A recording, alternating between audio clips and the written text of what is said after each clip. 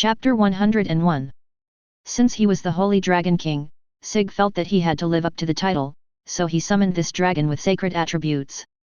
It looks very intimidating, but it is actually a LV-75 Kryptonian dragon that can use a sacred purifying breath that has a significant restraining effect on the undead. It is a peripheral product of the world-class boss 8 dragons. It can use 10th tier magic and most of the magic of the faith system. Its HP is higher than dragons of the same level, but its attack power is weakened, so it can only be used as a tank. In Yggdrasil, it is like a vase, and is designed to be obtained through lottery. There are only a handful of buyers, and it is a mount that only those players who pay for it can own. Ainz originally thought that Sig was a very rational person, and even if he spent money on it, he wouldn't spend too much. He didn't expect that he even had this thing.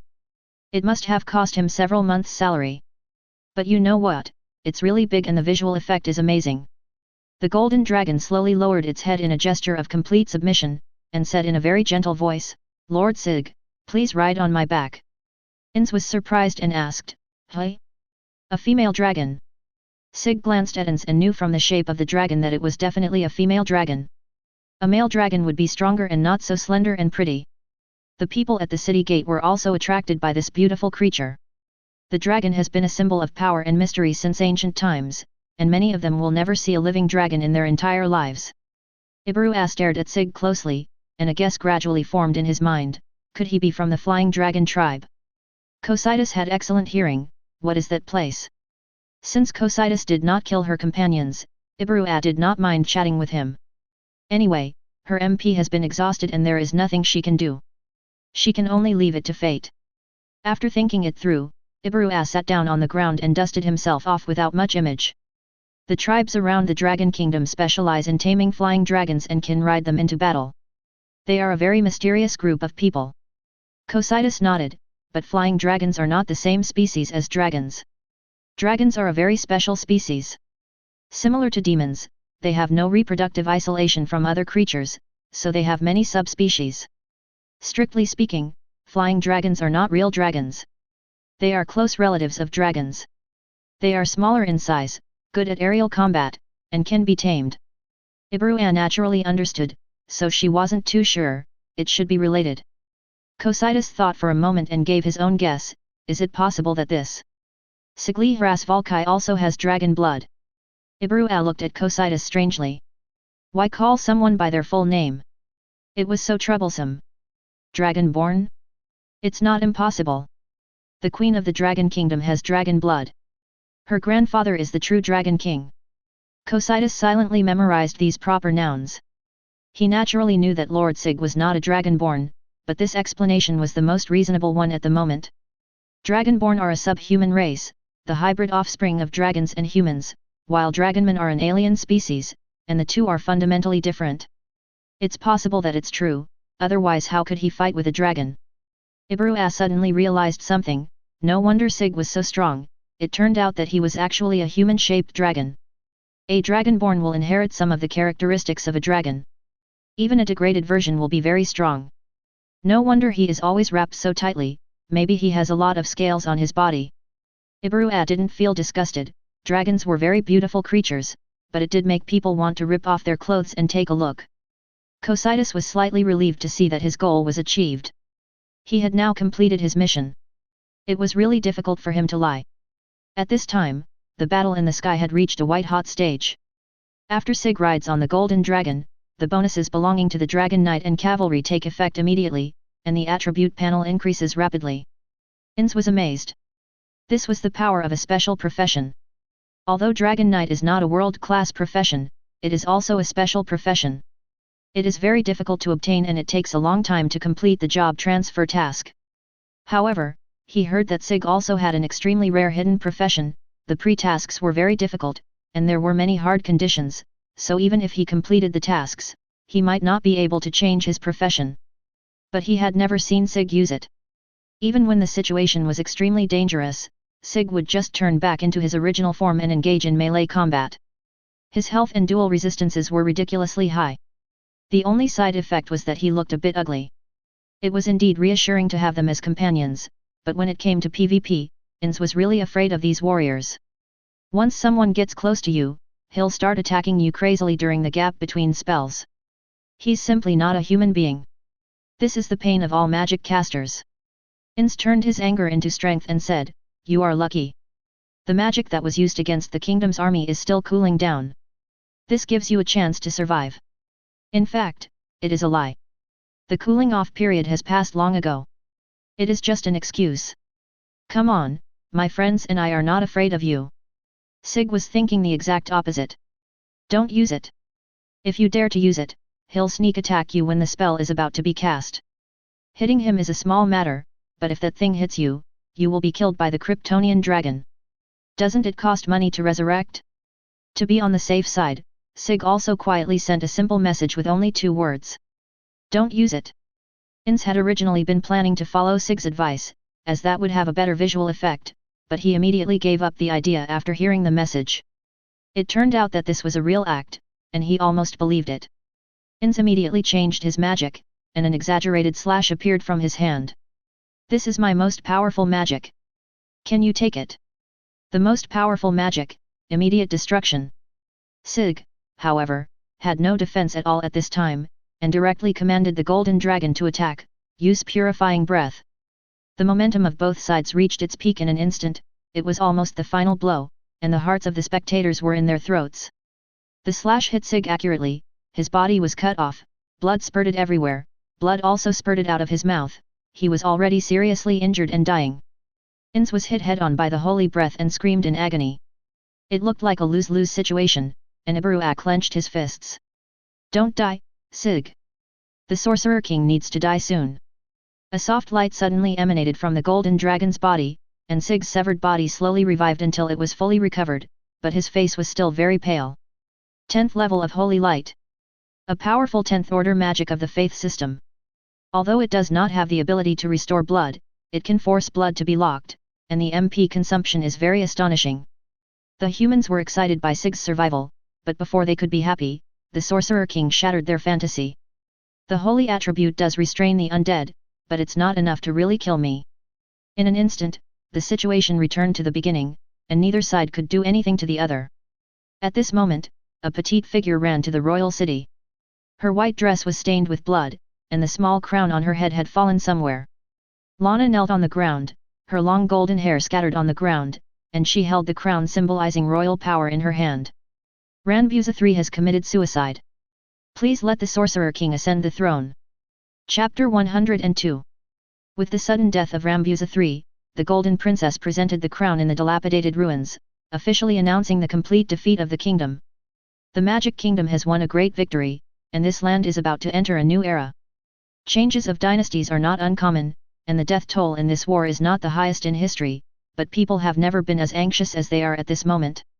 There has never been a precedent of the undead becoming king in this world. When he thought about his descendants being led by the Sorcerer King for eternity, he felt that there was no hope for the future. Those who are not from my tribe must have different hearts. This famous saying also applies to the other world. Can the Sorcerer King, a skeleton undead, really treat humans well? This is the question that lingers in everyone's mind. The undead poured into the city, infiltrating various places, taking on the duties of soldiers and beheading corrupt nobles, but to those who survived, it was more of a deterrent. Apart from those who escaped, the person who currently has the most say on the noble side is Marquis Revan. I don't know if it was because of luck, but his wife and children survived.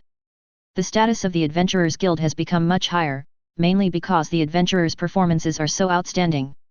The Steel-level adventurers Fifei and Clementine defended Irantel and persisted until the last stage of the war without surrendering. Under his protection, not a single civilian died. Although the Steel-level adventurer team Vermilion Dewdrops appeared relatively late, they also protected the northern city and significantly reduced the casualties in the city. The Steel-class adventurer team Blue Rose guarded the royal capital and faced the Sorcerer King's men. Although all members were seriously injured, no one escaped. They were truly a model of heroes. To the Sorceress Kingdom, these adventurers stood on the opposite side, but the Sorcerer King was magnanimous and pardoned their crimes. On the day after the Great Battle, Ainz, the leader of the Irantel Adventurers Guild, and Marquis Raven received a secret summons from the Sorcerer King. Logically speaking, the two names should not be put together. Marquis Raven could represent the nobility, but Ainz was only the guild leader of a small border town. Ainz did not want to be nominated, but unfortunately the president of the Adventurers Guild in the capital had died, and the other cities had suffered a great blow. Only Irentel was spared. To be honest, this was entirely due to Fifei's help and had little to do with him as the president. Marquis Revan, I will have to trouble you again later. In order to show his respect, Ainz used honorifics. Although it was a bit tongue-twisting, it was quite good for a warrior like him. Marquis Lewen nodded heavily, with unremovable sorrow in his eyes. Later, a strange maid came to lead the way for them, and the two walked in silence all the way. The familiar royal city is in ruins, and undead can be seen clearing stones on the road, including the Death Knight who terrifies the kingdom. Revan took a deep breath and forced himself to look away from this absurd scene. Inside the magnificent palace, the throne still stood there, but the person sitting on it had changed, and the people serving on both sides had also turned into all kinds of strange guys. Marquis Revan knelt first and said, "Greetings, His Majesty. As the defeated party, you must show respect to the winner at all costs. This is the last resort for survival." Ainz was a little slow, but he quickly knelt down as well. "Greetings, His Majesty the Sorcerer King." Ainz's majestic voice came from above, "Lord Raven, and President Ainz, I have been waiting for you for a long time." The two men lowered their heads even lower, almost touching the ground. They didn't know whether the Sorcerer King was angry about this, so they could only behave more submissively. "Don't be nervous. I called you here to discuss something important. Get up and answer me." Ainz stretched out his bony hand and gently raised it upwards. Revan and Ainz stood up, lowering their heads like children waiting to be lectured. Ainz felt a little distressed. He wanted to establish a more equal conversation, but it seemed like he was bullying others by taking advantage of his power. "I heard that the people don't trust the Sorcerer King's promises. Is that true?" Ainz's voice was not harsh, but this was clearly an accountability. If he did not answer well, something bad would definitely happen. Sweat beads appeared on Revan's forehead as he tried hard to think of the right words. "Your Majesty is asking you a question, why don't you answer it quickly?" Albedo held her head high, with undisguised contempt in her eyes, but facing this goddess-like beautiful face, the men couldn't help but be stunned for a moment. Marquis Revan pushed away his inner thoughts and replied respectfully, "Your Majesty is wise and powerful. The people just haven't adapted to it yet. I believe they will soon realize how shallow they are."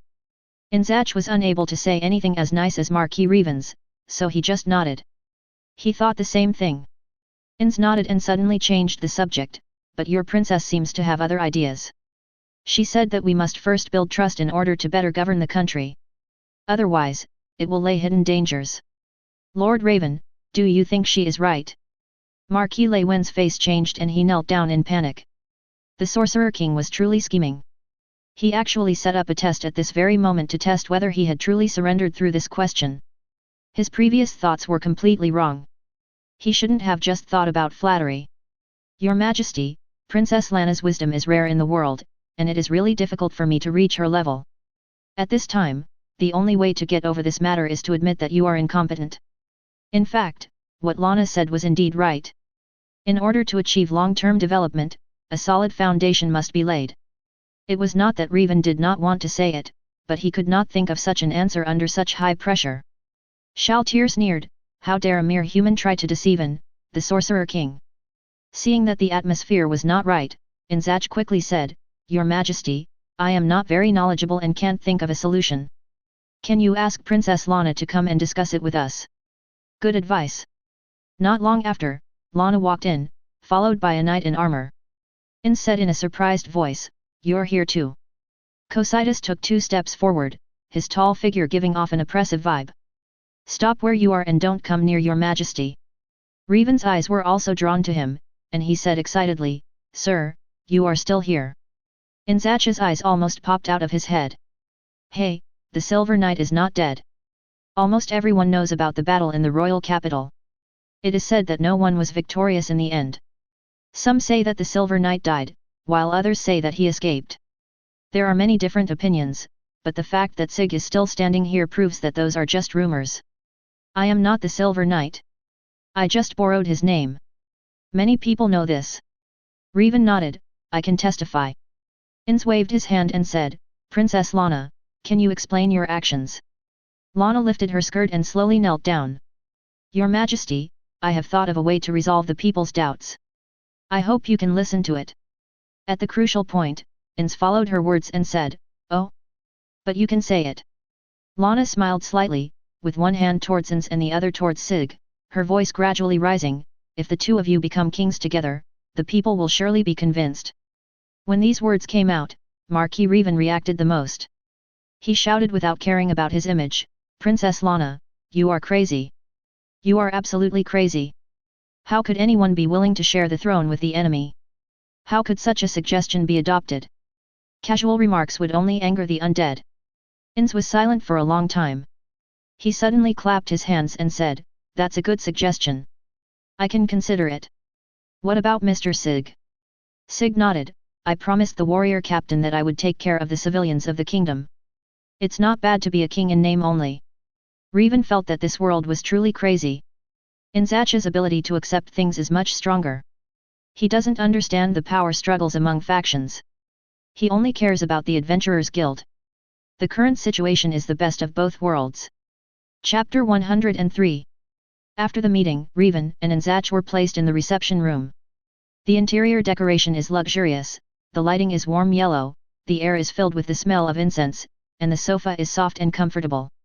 I don't know what animal skin it is made of, but it feels very delicate.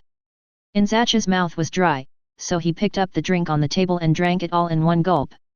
He licked his lips with a hint of unsatisfied feeling, "It tastes good."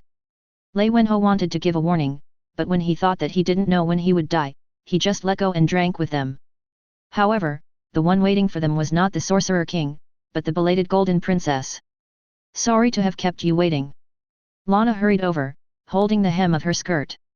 Even though the kingdom had been destroyed, the fact that this princess of a fallen country could speak out for justice in front of the Sorcerer King was enough to earn her respect. Marquis Revan and Ainz half knelt in greeting. Lana hurriedly helped the two of them up, with a look of panic on her face, "I'm not a princess anymore, you don't need to do this." Marquis Revan stood up and bowed to apologize, "Your Highness, I was rude before. I shouldn't have said nonsense in the palace. As for that matter, I have forgotten about it. Your Majesty doesn't mind." Lana raised the corners of her mouth slightly and gave him a reassuring smile. Lana inherited her beauty from her mother, with long, shiny golden hair, delicate lips and sapphire eyes, emitting a soft glow all over her body. She is very good at using this appearance to lower the other party's vigilance, and she also knows which angle she looks most beautiful. Marquis Revan's emotions gradually calmed down. "Your Highness, does the Sorcerer King really agree to coexist with that person?" Lana touched her chest, her eyes were very serious. "I had a very pleasant conversation with His Majesty. He doesn't like autocracy and he admires Lord Sig very much. I am 90% sure that it will succeed." Ainz asked in surprise, "Your Highness, have you anticipated the current situation?" Lana smiled but didn't say anything. She raised her hand and said, "It's a long story. Let's sit down and talk slowly." At the same time, Ainz and Sig were strolling around the royal city. The guardians had all retreated to rest, leaving only two maids following behind them, with the 8-limbed assassin bugs in the dark responsible for their protection. No longer having to act, Ainz felt much more relaxed. "Sig-san, your acting is really good. You've really brought me into the role." Sig's expression was relaxed. "Hey, the complete success of this plan is inseparable from the efforts of the president." The two of them praised each other and couldn't help laughing after saying a few words. Sig got down to business. Lana is still pushing the process forward, and it will probably be finalized soon. The clothes for the coronation need to be prepared. "Hey? Isn't this outfit okay now? This is a full set of divine equipment." Ainz's robe is indeed very imposing, and it is easy to overlook his slightly thin frame. Sig spread his hands helplessly. "Albedo said that our clothes should match. She is an expert in this area, so let's listen to her." Inside, "I hope to choose something more normal. I don't have a face as handsome as yours. If a skeleton is dressed too fancy, it would look out of place." Sig smiled and patted Ainz's shoulder. He actually cared about this. "I remember there is a tool to change race. If I find it, I will go get it for you." Ainz was an expert on items, and he immediately told the item's name. "You mean the World Tree Seed? Even the undead can change their race at will. It's really convenient, but it's hard to find. Don't hold your hopes too high." He didn't want to see Nazarick's manpower and material resources wasted for his own selfish desires, so he just let it go. Sig nodded and then changed the subject. Sig? Sig? Sig, where are you? The two were still strolling around when they heard a girl's voice calling out from somewhere, and the voice was getting closer and closer. The figure of the eight-limbed assassin Bug slowly emerged, and the maid became alert, ready to kill this rude guy at any time. Sig recognized the owner of the voice and stopped their behavior. It's okay, they are not enemies. Ainz asked curiously, are you familiar with this person? Being able to recognize them just by their voices, this is definitely not an ordinary relationship. Sig asked curiously, President, weren't you the one who had an affair with her? Ibrua from Kengkyangwei, have you forgotten? When did it happen? When you were playing FIFA, you won her heart. Now you are in an ambiguous relationship with her. Ainz exclaimed several times in succession, his body flashing green as he forced himself to calm his excitement. At this time, Ibrua had already seen Sig. She flew over quickly and was about to speak when she saw the Sorcerer King next to her. She was so surprised that she even screamed. Why are you two together? In a blink of an eye, they arrived at a pavilion. Ainz sat down first, and Sig also sat down casually, leaving Ibrua alone at a loss. Ainz placed a cushion on the stone bench and invited her politely, Miss Ibrua, you may sit down. Ibrua hesitated for a moment before sitting down gently, but she obviously hadn't relaxed yet and was observing her surroundings very vigilantly. After all, he is the leader of the enemy, how can he really be treated as a friend? Sig was the first to ask about Ibrua's purpose of coming. Don't you want to see me for something? Ibrua said slowly, it's nothing actually. Answer my question first. Sig glanced at Ainz teasingly, but when he looked at Ibrua, his expression turned serious again. I have decided to make peace with the Sorcerer King in Zoulgown. Ibrua stood up in disbelief. Although she had expected it, it was still hard for her to accept this answer. Sig pushed her back again and said in an unquestionable tone, just listen to what I have to say first. Ms. Ibrua, you need to calm down. Ainz showed a kind attitude at the right time. Blue Rose had a high reputation among adventurers, and Fifei and Vermilion Dew were both his own people. If he could subdue Blue Rose, the Adventurers Guild would be completely under his control. Ibrua took a few deep breaths, and stared straight at Sig from behind the mask. In fact, I took action in the first place because of the warrior captain. Before he passed away, he asked me to protect the common people of the kingdom. Gazef was a man of integrity, and he was indeed someone who would do something like this. If that's the case, then why do you still? Before Ibrua could finish her words, Lana came over with Marquis Revan and Anzach. Your Majesty, Master Sig, let me explain what's going on. Lana has a dignified demeanor, and even though she is a princess of a fallen country, she is neither humble nor arrogant. Ibrua was distracted for a moment and felt a little ashamed. She couldn't do the same thing if she were in the same situation. It is for the sake of the people that Lord Sig will reconcile with His Majesty the Sorcerer King. The two of you will become kings of the Sorcerer Kingdom together and lead the people together. This will be the best outcome. Is victory or defeat in war really that important to the ruled? What they need most is a wise king, a strong army, and a well-fed and well-clothed life. The nobles of the kingdom are rotten to the core. They can't give the people what they need, but the Sorceress Kingdom can. Marquis Revan and Anzach remained silent. They were completely convinced by Lana's words and became loyal supporters of the dual king's rule. Princess Lana, I admire your wisdom. Ainz suddenly spoke up, drawing everyone's attention. I would like to invite you to serve as the left Prime Minister and handle affairs together with the right Prime Minister Albedo. I believe that with your wisdom, the Sorceress Kingdom will surely prosper. The Sorcerer King is indeed very ambitious, but he is not stingy with his power and even makes use of princesses from the previous dynasty. No king in history has ever been able to do so. He cannot even be described as a wise ruler. Lana knelt down to thank him. Long live the Sorcerer King. Except for Ibrua, who was still in a state of confusion, the others also knelt down. Long live the Sorcerer King. Chapter 104. In a remote palace, a giant dragon was coiled inside, its golden scales emitting a soft and warm light under the sunlight, like a beautiful statue. Under the influence of healing magic, all the people in Kengkyangwei returned to normal and gradually woke up from their coma.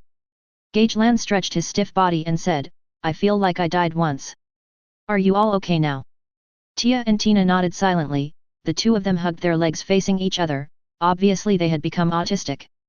Gagran sighed. These two children were traumatized by Cocytus. After all, both of their legs were chopped off. Logi's condition was better.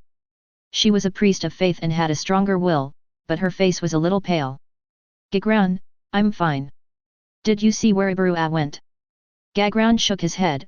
I didn't see our little one when I woke up. If you mean the one in the red cape, I know where she went. The giant dragon slowly opened its eyes, its golden vertical pupils reflecting the terrified looks of the people. I am a follower of Lord Sig, you don't have to be afraid. They did hear the dragon's roar and had a vague impression of it, but because they were unconscious, none of them actually saw it.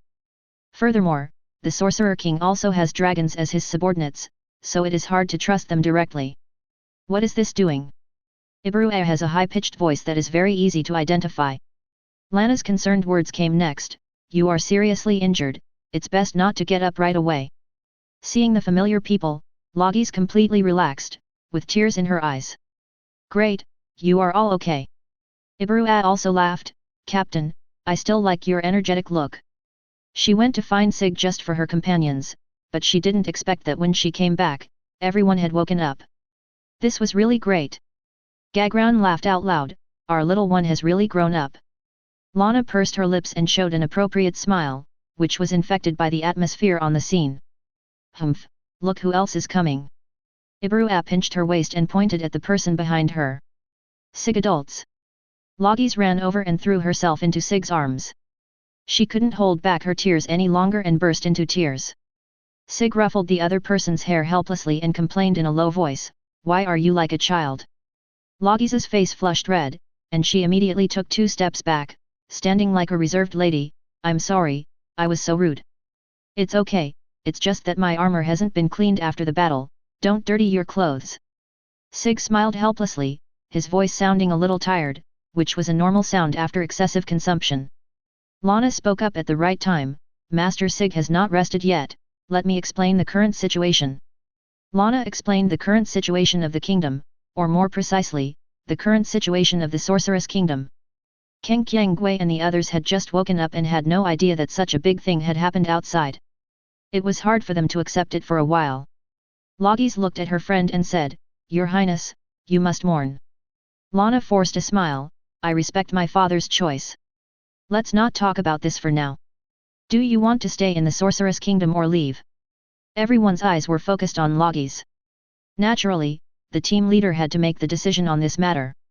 Logis thought for a moment and said with a firm look, I want to stay, not only for Lord Sig, but also for the civilians.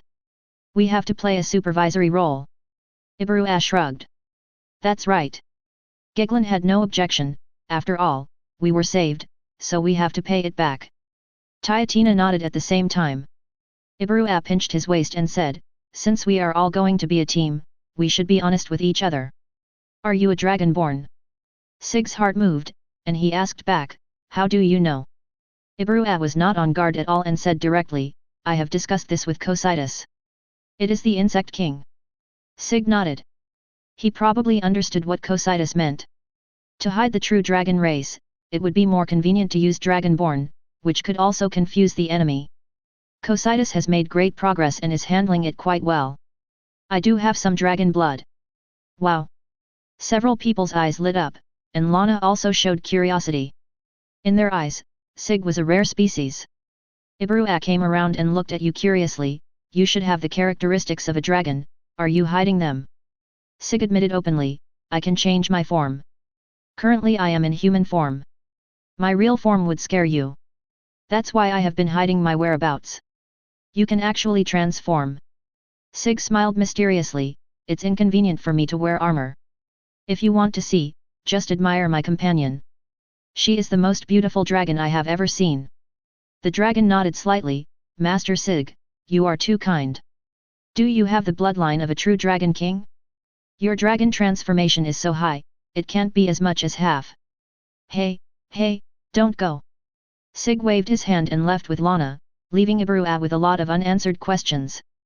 The two walked slowly, and Lana smiled and congratulated, it seems that Blue Rose will stay in the Sorceress Kingdom and serve you. Sig smiled but said nothing, just glanced at her. Lana's heart moved slightly and she stopped talking about this topic. It seemed that it was too hasty to show her loyalty now. There will definitely be factions between the two kings, and only by standing in the right line can they find their position. Compared to the Sorcerer King, she prefers the Holy Dragon King. There is no special reason, his personality is just more to her liking. Lana smiled and asked, Master Sig, how do I deal with my brothers? The life and death of the first prince is currently unknown, and the second prince, Senak, is still under house arrest in the palace. She wanted to kill him outright, but considering that the Sorceress Kingdom was not yet stable, he might have other uses.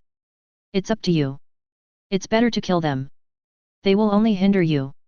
After all, the prince is still alive, so it would be inappropriate for the princess to come forward legitimately, as it would cause some rumors. Yes, I will assist you wholeheartedly and live up to your and Lord Ainz's good intentions. Lana understood Sig's intention and immediately knelt down to accept the order. You have made a great contribution to the successful conquest of the kingdom this time. Climb will arrive in the capital soon. You just need to act a little pitiful. Sig's deep eyes seemed to be able to see through people's hearts. Lana quickly lowered her head and dared not look at him. So this is the feeling of having your essence seen through. I thought I would be annoyed, but I was unexpectedly excited. The corners of Lana's mouth gradually widened and her eyes curved into crescent shapes. She was in a very happy mood at the moment. Lord Sig, you act better than I do. You are so ruthless. He uses any means to achieve his goal, destroys beautiful things, and feels no guilt at all. He is the same monster as her. Sig smiled and said, I'll just take it as a compliment. You will eventually achieve your wish, Your Majesty the Holy Dragon King. Chapter 105. But within a few days, news of the official founding of the Magic Kingdom and the dual rule of kings spread, and the Golden Princess's appointment as Prime Minister also attracted considerable attention. Of course, the most shocking thing is Sig's identity as a dragon and the news about his Dragon King. People don't know how powerful the Sorcerer King is, but don't they know the Dragon King? He was the Overlord who once ruled the world. It was originally intended to pave the way for the coronation of the Holy Dragon King, but unexpectedly it caused the biggest response. Various countries sent letters of greeting one after another, using roundabout words to gather information, which made Ainz very confused. The early days of the country were the most eventful, and the three top think tanks of Nazarick all had their own things to do. Albedo was in charge of government affairs, Demiurge was dispatching the troops, and Pandora was busy playing the role of Ainz. According to him, she would be in contact with the Platinum Dragon King soon. Everyone was busy, and Ainz didn't want to trouble the Guardians for everything, so he took charge of diplomatic affairs. He didn't expect this to be so difficult. Bang, bang, bang. There was a knock on the door. Ainz calmed himself down and tried to look dignified. Come in.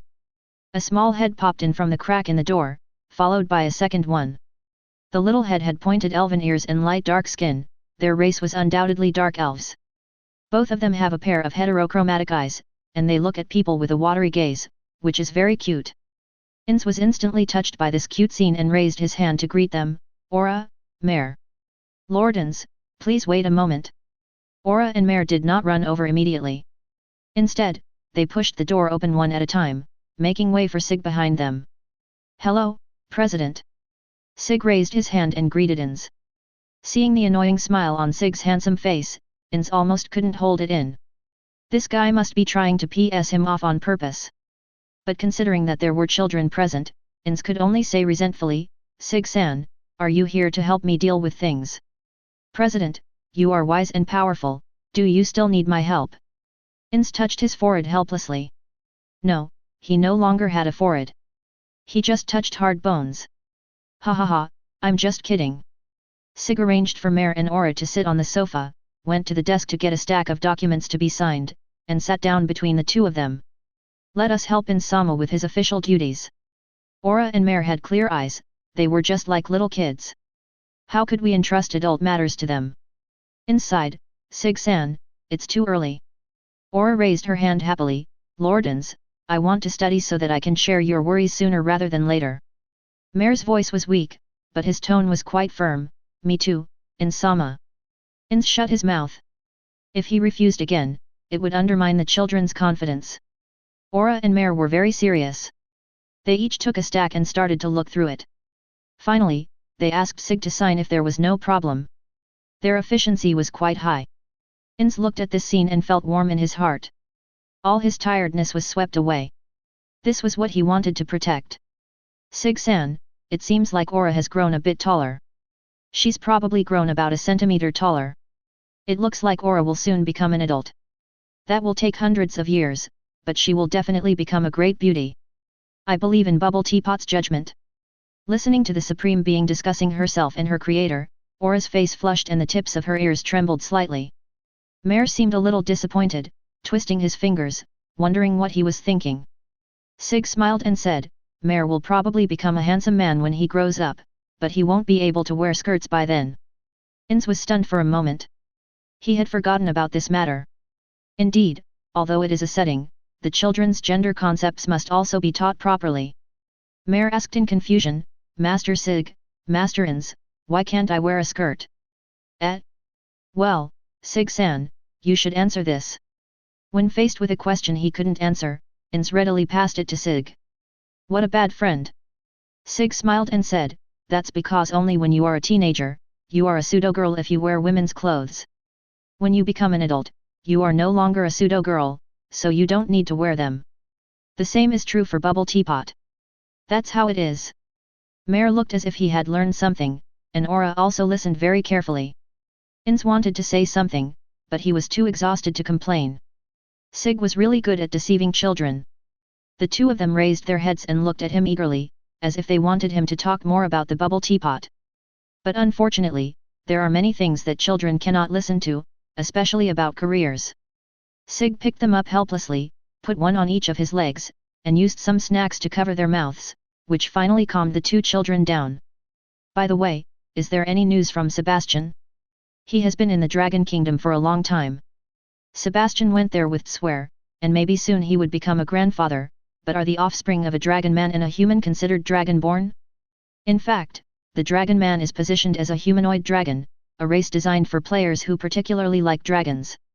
However, the dragon's attributes in all aspects are too high, and for the sake of game balance, the template cannot be directly applied, so people have the wrong impression that the dragon man is a degraded version of the dragon. Bloodline is not important in Yggdrasil, and players cannot actually have children with each other, so no player delve into the relationship between dragon people and dragons. After traveling through time, Sig has been thinking about a question, since dragon people are also dragons, can they learn magic that only dragons can use? For example, the original magic that belongs only to the true Dragon King. It would be great if we could catch a low-level true Dragon King. A high-level one is not easy to capture alive. Sig was thinking about this and lost his focus without realizing it. He didn't even notice Ainz was standing right in front of him. Ainz shook his skeleton hand, which was only bone left. Sig-san, what are you thinking about? Sig was startled, President, why are you scaring me? I'm not scaring you, I have something serious to tell you.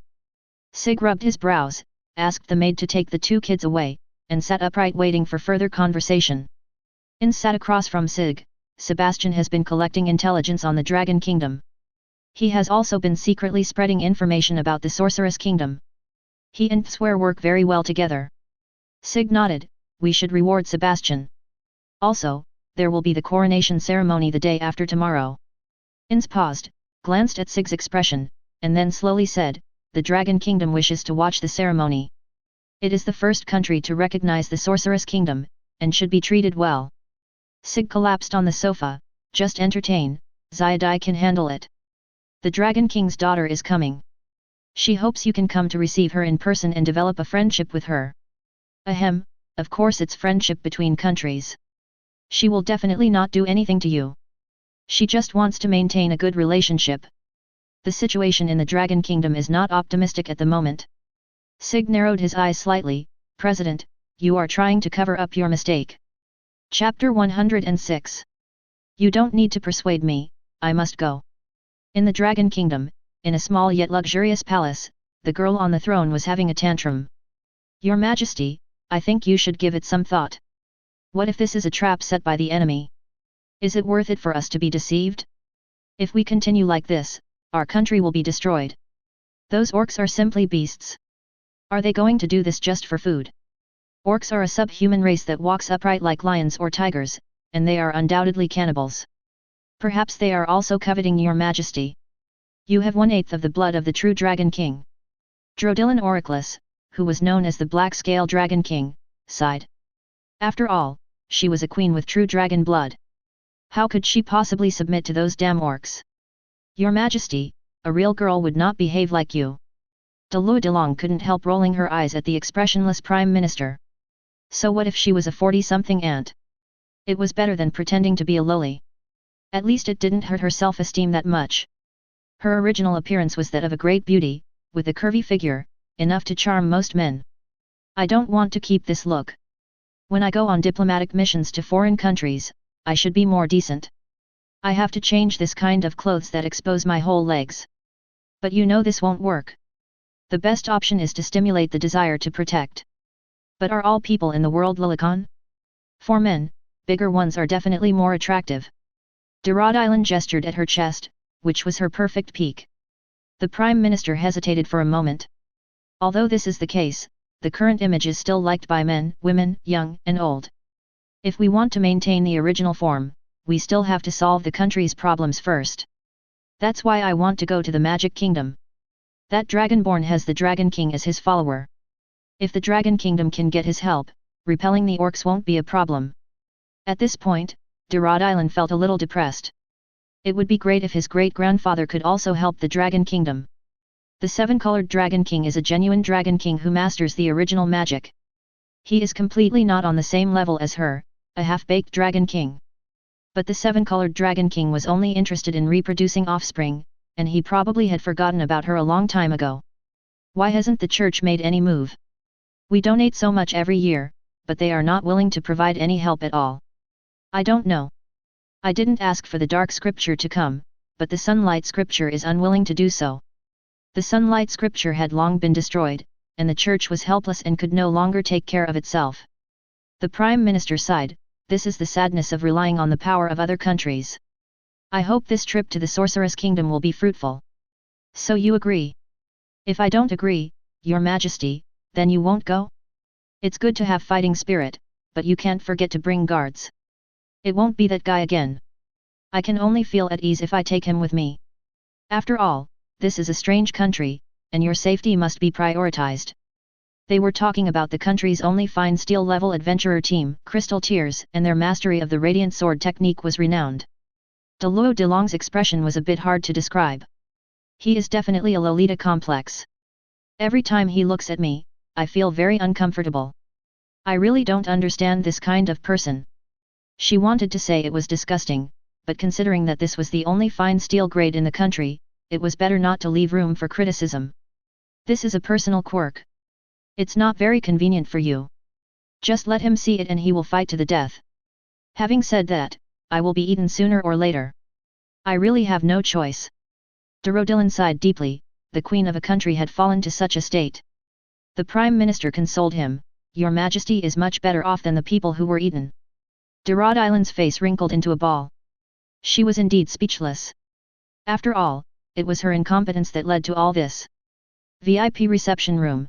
Sig has been waiting here for a long time. Although the Dragon King's daughter was about to arrive, it was just a ceremonial reception.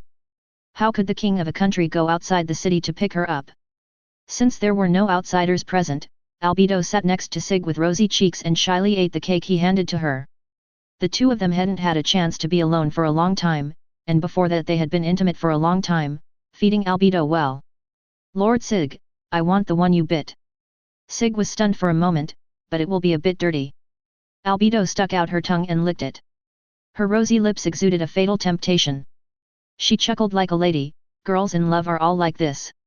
Sig didn't really understand, but it was not a good idea to give others your leftovers. Albedo didn't give him a chance to refuse again. She pulled his arm over and started eating. In the end, she licked the cream off Sig's hand. It's delicious. Sig felt something was wrong, but he remembered that he still had important things to do, so he stopped Albedo from making trouble. The Dragon Queen is almost here, we can't continue. Albedo stood up with a smile as if nothing had happened, but her expression became distorted when she turned her head. If this Dragon King's daughter dared to seduce Lord Sig, she would definitely get rid of this BCH. Sig smiled helplessly. Albedo, I will find time to accompany you, but not now. Albedo showed surprise on her face and twisted her body to look back quietly, but her flapping wings revealed her mood at the moment. Then when can we be together again? Sig was a little embarrassed. The human body was still a little bit unable to bear it.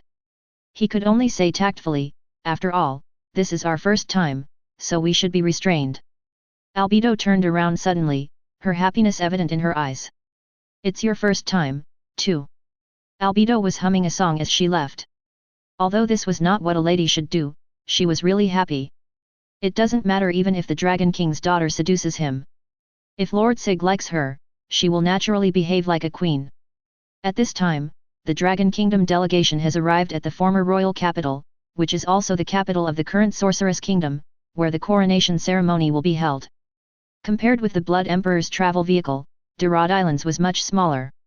It only brought a dozen soldiers, all riding horses, and had only one gorgeous carriage. If you didn't look closely, you would think it was a caravan. A brown-haired man jumped off the carriage first. He was very agile, and had strong muscles from years of fighting. His golden eyes were particularly sharp. This person is Flashing Celebra, the leader of Crystal Tears. Your Majesty, it has been confirmed to be safe. Durod Island let out a long sigh. She couldn't stay there for another second. Although Cerebra was her personal guard, it was really torture to be with him. Fortunately, she brought 2 maids with her, because something big would definitely happen if they were alone. Drodillan slowly stepped down from the carriage with the help of her maid, and the guides from the Magic Kingdom came into view. They were 2 stunning maids. Yuri changed into an ordinary maid outfit. I've been waiting for you, Your Majesty Drodillan Oraclus. My name is Yuri Alpha. I'm in charge of the reception this time. This is my assistant. Sualoxiong smiled and said, I am Sualoxiong Epsilon. Chapter 107. Delodikun is very worried. If those 2 kings were surrounded by such beautiful women, her plan to use her looks to build closer relationships would be completely ruined. She even thought that it would be great if the other party was also a Lolita complex, so that she could win by relying on her flat body. Although it was indeed hurtful to her self-esteem, it was nothing for the Dragon Kingdom. Your Majesty. Celebra noticed that Drodillan was in a bad mood and asked in a low voice. Durod Island was glaring secretly, but when he realized he was being noticed, he quickly put on a smile and said, It's okay. Damn Lolita, just peek at this queen's body all day long. Cerebra is handsome and powerful, and can be considered a high-quality man. If he were taken as a lover, he would surely be loyal to the Dragon Kingdom and work hard for it. But Durod Island really couldn't stand this perverted habit. If Cerebra liked her original form, she might have been willing to give in. The group followed Yuri and Solulika to the VIP guest house and happened to run into Albedo, who was walking out the door. Yuri introduced, This is Lady Albedo, one of the chancellors of the Sorceress Kingdom. Lord Sig is waiting. Albedo smiled gently, and in everyone's eyes she was stunningly beautiful. Even the Lolita-conscious Cerebra was dazzled. Delodilong felt dizzy. With such a beauty by her side, how could she possibly have a chance of winning? Yuri slowly opened the door, Your Majesty, please come in. Suoliuxiang stopped the others who wanted to go in on the other side. Lord Sig will only see the Dragon King's daughter, the guards will wait outside. Celebra frowned, I am Your Majesty's personal guard. Yuri and Suoluxiang stopped talking and just watched quietly, which was a silent rejection. Durod Island was a little flustered.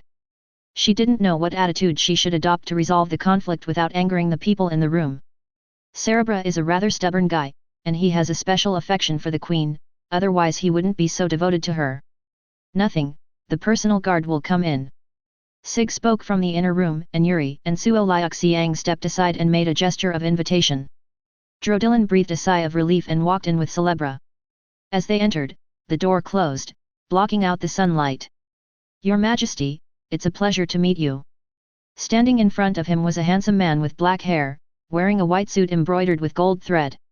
He exuded an extraordinary nobleness, and the dim room became bright because of his presence. Are you His Majesty Sigli? After asking this question, Delodilong finally saw the other person's smile, which was just as radiant as she had imagined. Sig invited them politely, Please take a seat. You must have come a long way and must be very tired. Have a drink to moisten your throat. There were indeed 2 cups of brightly colored liquid on the table, and it seemed that these were the so-called drinks. Durod Island sat down gently, Her petite body seemed to sink into the sofa, her toes just reaching the floor, looking very adorable. She held the cup with both hands, and when it was 1 centimeter away from her lips, Celebra suddenly coughed. "Your Majesty, please let me taste it for you first before you drink it." Such vigilance was reasonable, and Albedo knew that he was right, but she still glanced at Sig, and only felt relieved when she saw that he was not angry. Celebra finished the drink in one gulp, his expression becoming strange. "What is this?" Sig chuckled, "It's juice." Considering the princess's health, no alcoholic drinks were prepared. Albedo also picked up the cup and took a sip. It was sweet and refreshing, with the fragrance of fruit lingering in her mouth. She had never tasted such a delicious drink before. "Thank you for your hospitality. It's really delicious. I like it very much." Of course, this is produced in Nazarick, Sig thought secretly, without saying anything else, just maintaining his usual smile. After tasting the juice, Drodilin belatedly remembered the important matter and spoke carefully. "I heard that His Majesty Sigli is a dragon descendant. I wonder which Dragon King's bloodline you are from." There is a huge difference between the Dragon King and the Dragon Kings before him. Generally, a dragon can obtain the title of Dragon King when it reaches a certain age, but only those who have mastered the original magic can be called the true Dragon King. For someone who can serve the Dragon King, his bloodline must be extraordinary, he must be a descendant of the true Dragon King. "I don't know either." "Why?" Albedo was stunned for a moment, and then he imagined a scene in his mind where the Dragon King seduced a decent woman and then quietly left. Although gender swapping is possible, there are very few female true Dragon Kings and I have never heard of them. The ones that are somewhat famous are all male true Dragon Kings. Her unreliable great-grandfather is an example. I am the descendant of the 7-colored Dragon King. I have 1/8 of the bloodline of the true Dragon King. It sounds powerful, but the bloodline is already very thin when it comes to me. His Majesty Sigli is very powerful, so the purity of his dragon blood should be very high." Sig thought for a moment, and in order to match the strength he had shown, he said without modesty, "My bloodline is close to that of a pure-blooded dragon, because of the atavism phenomenon." It took Albedo a few seconds to digest the meaning of this sentence. "I'm sorry, I think I understood correctly. Are you saying that your bloodline is close to 100%? She had expected it to be a quarter, at most a half, but had never thought of this answer. Sig's human form is not much different from her, and he basically has no dragon features. It's really hard to be convincing. Sig seemed to see through her inner thoughts.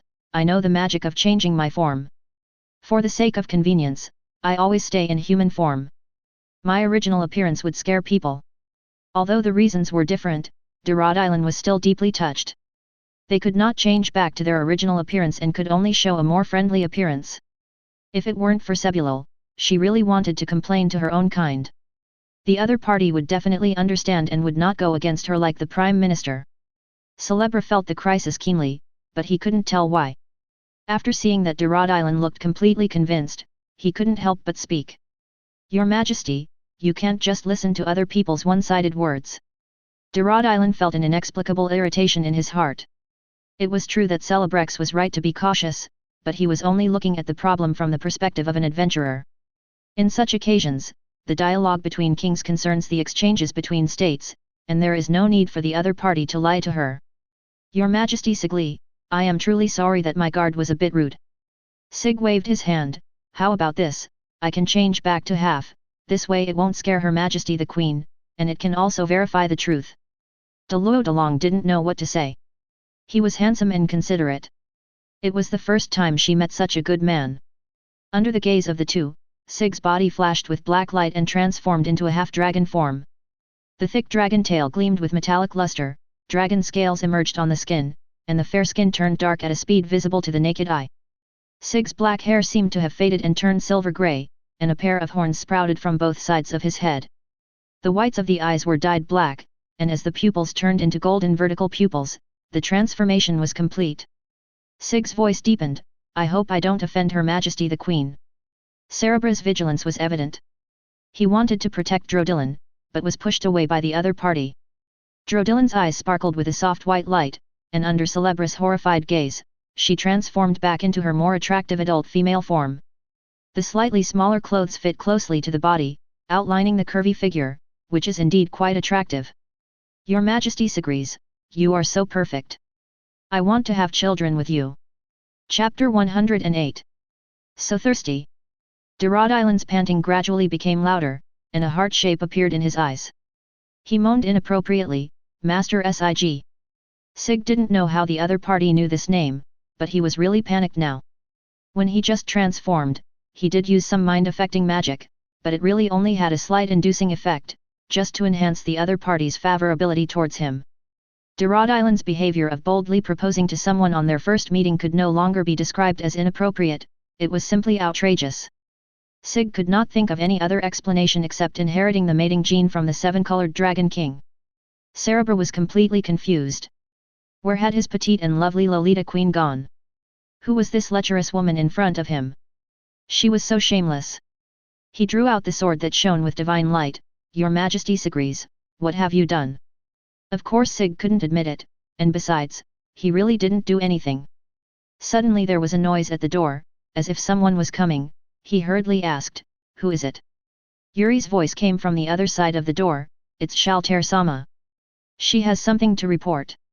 Shaltir quickly whispered, don't say that. What if we delay Sig-sama's important business? I'll just wait for a while. After transforming back into a half-dragon, Sig's perception became several times stronger, so the conversation outside the door naturally did not escape his ears. Shaltir, please come in. Shaltir patted the book happily and immediately replied loudly, yes, Master Sig. As the door was opened, the sunlight outside shone in. Delong felt her eyes brighten, a gust of cold wind blew on her face, and her head suddenly became clear. Sorry, I was rude. Rod Island found that he was still holding Sig's hand, as if he wanted to put it on his peak, but he failed because of the other party's great strength. She felt even more embarrassed when she realized what she was thinking. How can she be so hungry after not having been intimate with a man for only 40 or 50 years? This is really not in line with her status as a queen. Sig took off his coat and put it on Rod Island to cover the exposed smooth skin. Your Majesty, you need to rest. Rod Island was touched.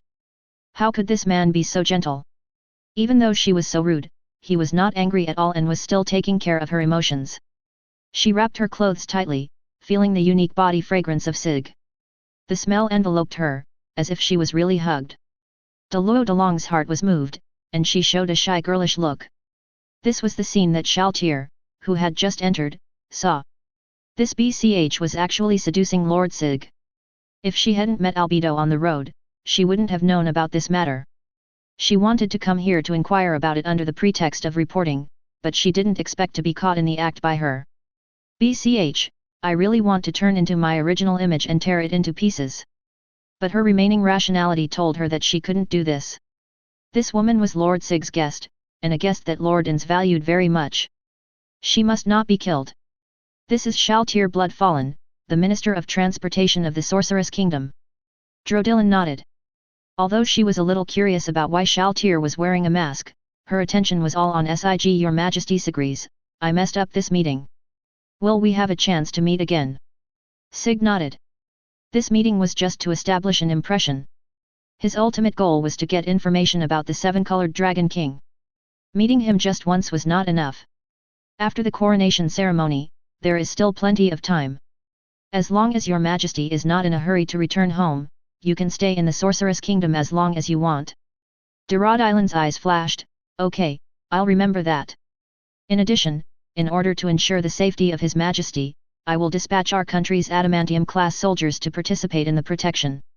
They have been active in the capital and can also serve as guides. Are you talking about Blue Rose, the all-female adventurer team? Yes, you will be more comfortable with female company. I don't know if it was an illusion, but Sig glanced at Celebra after he finished speaking. Cerebra felt obviously offended, and just as he was about to speak, he was stopped by Drodillan. Her eyes were gentle. Thank you so much, Your Majesty. Cerebra felt an unprecedented frustration. Since he was given the title of Flashing Fierce, he had not experienced such a tragic defeat. Led by Yuri and Solulika, the Dragon Kingdom group went to their residence to rest, leaving only Shaltir and Sig in the house. Because of the mask, Sig couldn't see Shaltir's appearance. He walked up to her and asked softly, Shaltir, don't you want to see me for something? Lord Sig. Shaltir replied in a muffled voice, her voice a little unnatural. Sig touched the mask and said, "There's no outsider here, don't be shy." The mask was slowly taken off, revealing a beautiful face. Shaltair's beauty was unquestionable, and even Albedo couldn't compare to her in terms of S**x appeal. But Shaltair's face was not as charming as usual, but full of grievances. Tears kept welling up in her eyes and she cried loudly.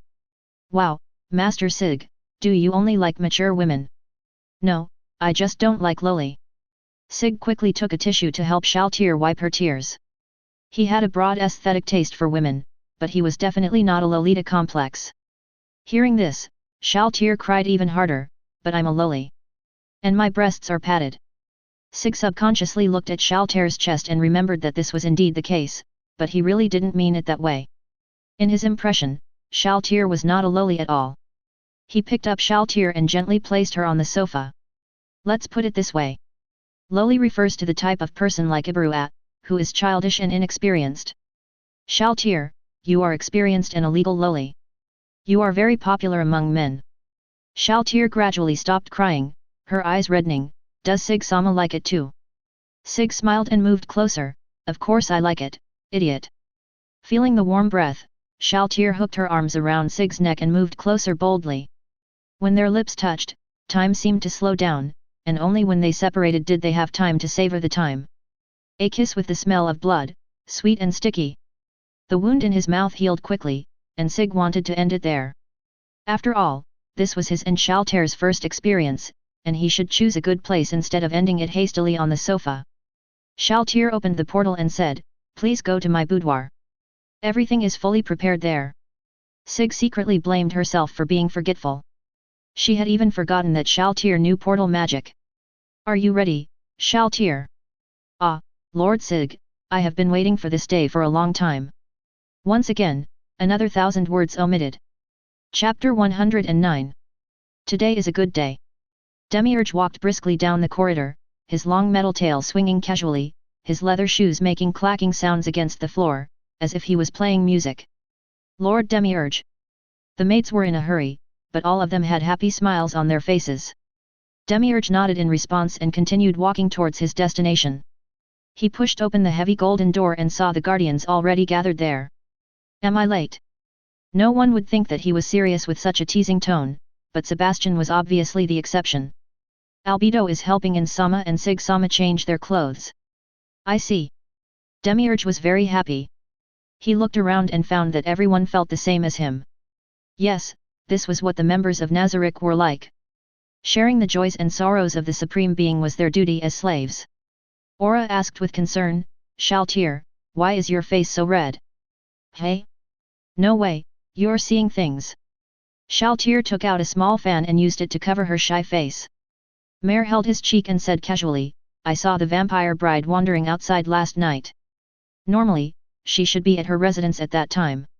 Aura gave a wicked smile. She knew Shaltair's habit.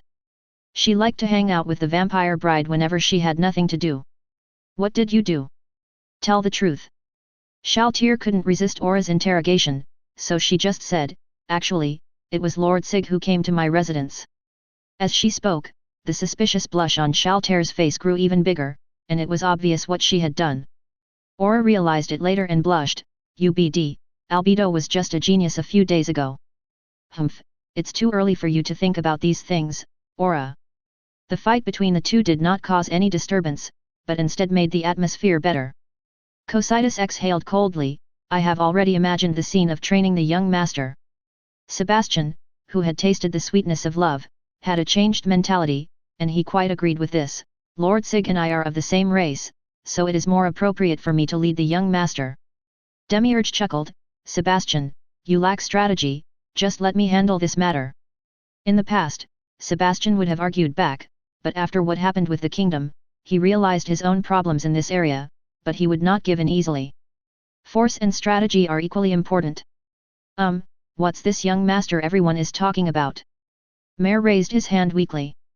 Forgetting that there was a child who didn't understand anything at the scene, Demiurge used the most effective excuse for adults, "You will understand when you grow up." Mare clenched his fists. "Okay, I'll try my best." While they were chatting, the door opened again.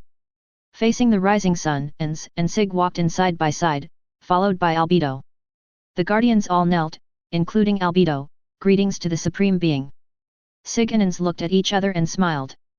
Although the latter was unable to smile, he was definitely happy. The coronation process is not complicated. In fact, the Pope or someone like him should be responsible for presiding over the ceremony, but the sorceress kingdom does not preach that they are appointed by heaven, and the people of the kingdom do not have a good foundation of faith. Overall, Lana, as a princess of the previous dynasty, is the best choice at the moment. Lana had studied court etiquette since she was a child and knew the coronation process by heart, but she never expected that she would be the one to crown someone else. Clym looked worried. Princess. Lana raised her hand and pressed it against his lips. I'm not a princess anymore. You can call me Lana, Clym. Clym looked terrified and stammered, unable to say anything. It was a habit he had developed over a long period of time, and it was difficult for him to change his words in such a short time. Lana smiled, she and her puppy would always stay together, there was no need to rush. Brian couldn't help but shudder as he watched this heartwarming scene. This Princess Lana was indeed not a normal person. Her eyes were too scary. Mr. Brain, those two adults are coming soon. Could you please take Clem away for a while? Lana clasped her hands together and winked playfully. After breaking free from the constraints of the princess, Lana showed more agility than before and no longer looked like a canary trapped in a cage. Clym had mixed feelings. Perhaps it was right to submit to the Sorcerer King. With Siglisama's protection, they wouldn't have to worry about being liquidated. At first he did not understand why Sig had to compromise with the Sorcerer King, but now he realized that fighting to the death was foolish and this was a truly righteous act. Mr. Brian, let's not disturb Lana here, Your Highness. Brian was ashamed. If he hadn't been assigned to be Lana's bodyguard, he would never have been able to get close to this crazy woman. Lana changed into a dress, tied up her long golden hair, and used only simple accessories, looking very capable.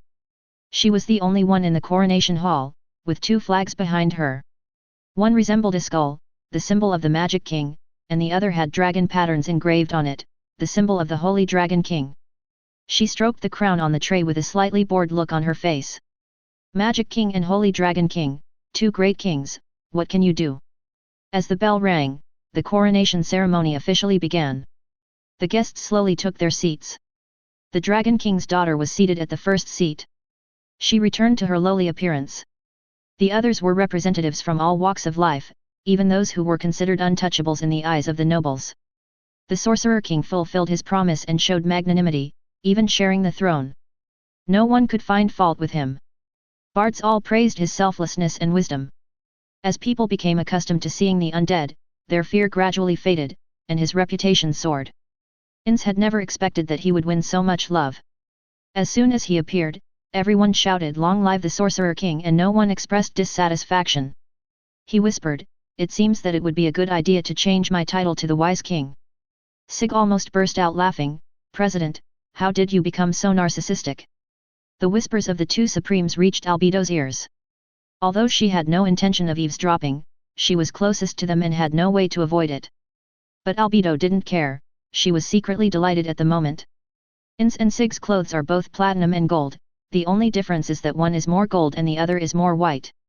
Unbeknownst to everyone, Albedo chose the latter for Sig, so that it would match her dress better and look more like a wedding. Albedo stroked the dragon-shaped ring on her ring finger, feeling sweet in her heart. She was the only one who was worthy of standing beside Lord Sig. She was so happy. Lana was on the high platform, and she only bowed slightly instead of saluting. This was her great honor. Welcome to the two kings. With the arrival of the protagonist, the coronation reached its most exciting moment, and the coronation scene was also displayed on the magic screen in the city. Ainz was wearing a luxurious golden robe, holding a golden scepter, with blood-red soul fire burning in his eyes, and his aura was unparalleled. Sig was wearing a white suit, showing off his superior figure as a warrior, but his temperament was completely different from Ainz's, and he always had a smile on his face. With that face that looks like a god descending from heaven, an aura of holiness is overwhelming. Lana recited the oath, picked up a dark-colored crown, and gently placed it on Ainz's head. The crown was not put on his head as expected, but just floated slowly. In the royal city, a plain-looking woman said with a hint of sarcasm, "This is the magical power of the Sorcerer King." He is showing off all the time. The man beside him sighed, Sir, have you forgotten the priest's instructions? You must be careful. The woman closed her mouth and continued watching the coronation ceremony on the screen. At this time, Lana had picked up another crown, and Sig bent down slightly.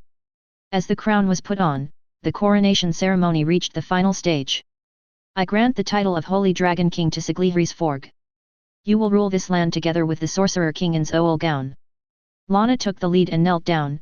Long live His Majesty the Sorcerer King, long live His Majesty the Holy Dragon King. Under her leadership, everyone knelt down and shouted, and their passionate emotions infected everyone who saw it. There were also people in the royal city kneeling and shouting, and for a moment these two sentences were heard everywhere. Juisajiming covered his ears in annoyance, fools. Chapter 110. The streets of the royal capital are bustling with activity, and the residents have gotten used to their current lives. The Sorcerer King may seem scary, but he is actually very wise. The nobles may be well dressed, but they always do corrupt things. The balance in the hearts of the residents had unknowingly tilted. They thought that being ruled by His Majesty the Sorcerer King was not a bad thing. With the advice of His Majesty the Holy Dragon King, Prime Minister Lana would also treat them well. With powerful undead guarding their homeland and the Holy Dragon as their patron saint, they no longer have to worry about suffering from war.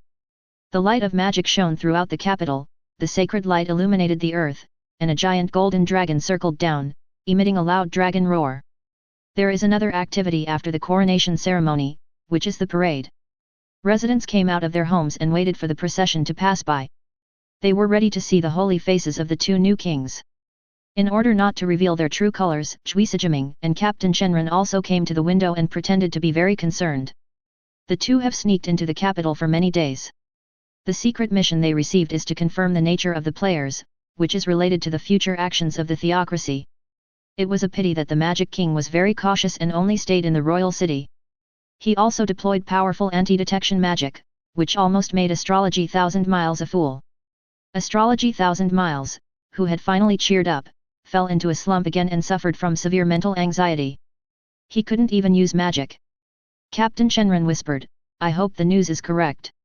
If there is really a grudge between these two, we have an opportunity to take advantage of it. Juisajiming glanced at him and said, Kuro, be careful with your words. We are in the enemy camp. Kuro is Captain God. This is the alias he uses when he is on a mission outside. His real name is unknown, it is just for the convenience of communication. I understand, Celia, my lord. No need to call me sir, we are set to be companions, Kuro. Okay, Celia. Juisajiming rarely goes on missions, and Kuro doesn't know whether Celia is her real name or just a random name, so he naturally doesn't dare to ask. As they talked, the sound of music came from far away. The undead raised flags on both sides of the road, and with the sound of heavy footsteps, the full picture of the team finally appeared. Walking in the front were the Death Knights, who were responsible for clearing the way and lifting the Sorcerer King's mount. Following closely was the Holy Dragon, a giant dragon shining with golden light, walking with graceful steps, and sitting on its back was Sig Lana rides a small dragon.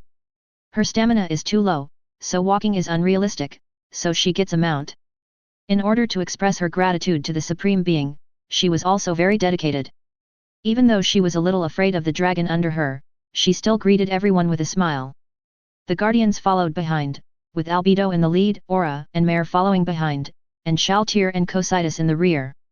Demiurge had played the role of the Demon King Jaldabaoth, and it was not appropriate for him to appear in public, and the same was true for Sebastian. So the two guys who are most at odds with each other can only hide in the dark and keep watch. Sig was sitting high up and could see far away. On the surface, he was just casually glancing down below, but in fact, he had already activated his beast instinct. This is a warning skill that can enhance the sixth sense, sense hostility, and help him detect and avoid attacks. Suddenly he looked towards the location of Juisajiming and Kuro, his golden eyes flashed, and he smiled, the fish is finally hooked. The only people who possess such a powerful aura are those from that country. What's going on? Juisajiming was suddenly stunned. The Holy Dragon King seemed to have looked at her. Could it be that he discovered her? But that's impossible. She has used camouflage props to hide her original appearance, and her aura has also changed. She is now just an ordinary-looking woman. Kuro asked in confusion, Celia, what's wrong? Juisijiming's mind was very confused, but she didn't dare to act rashly at the moment. If she made any noise, the risk of being exposed would be greater. It's okay, just stay calm. Juisijiming had no choice but to take a gamble. It was most likely that the one they discovered was the Holy Dragon King, not the Magic King. There was still room for things to turn around. If the situation really becomes dangerous, she will have to use all her trump cards. She and Kuro are the hope of the theocracy and they must not fail here. You're quite brave for not running away. Sig used message, Nakiled, keep a close eye on those two people. If they escape, notify the guardians to go out. Don't let them leave. Nigret quickly replied, as you command, Lord Sig. Sig supported his chin with one hand, the smile on his face grew bigger and bigger, and his eyes became more aggressive. Finally, I can't help it anymore, the Sicilian theocracy.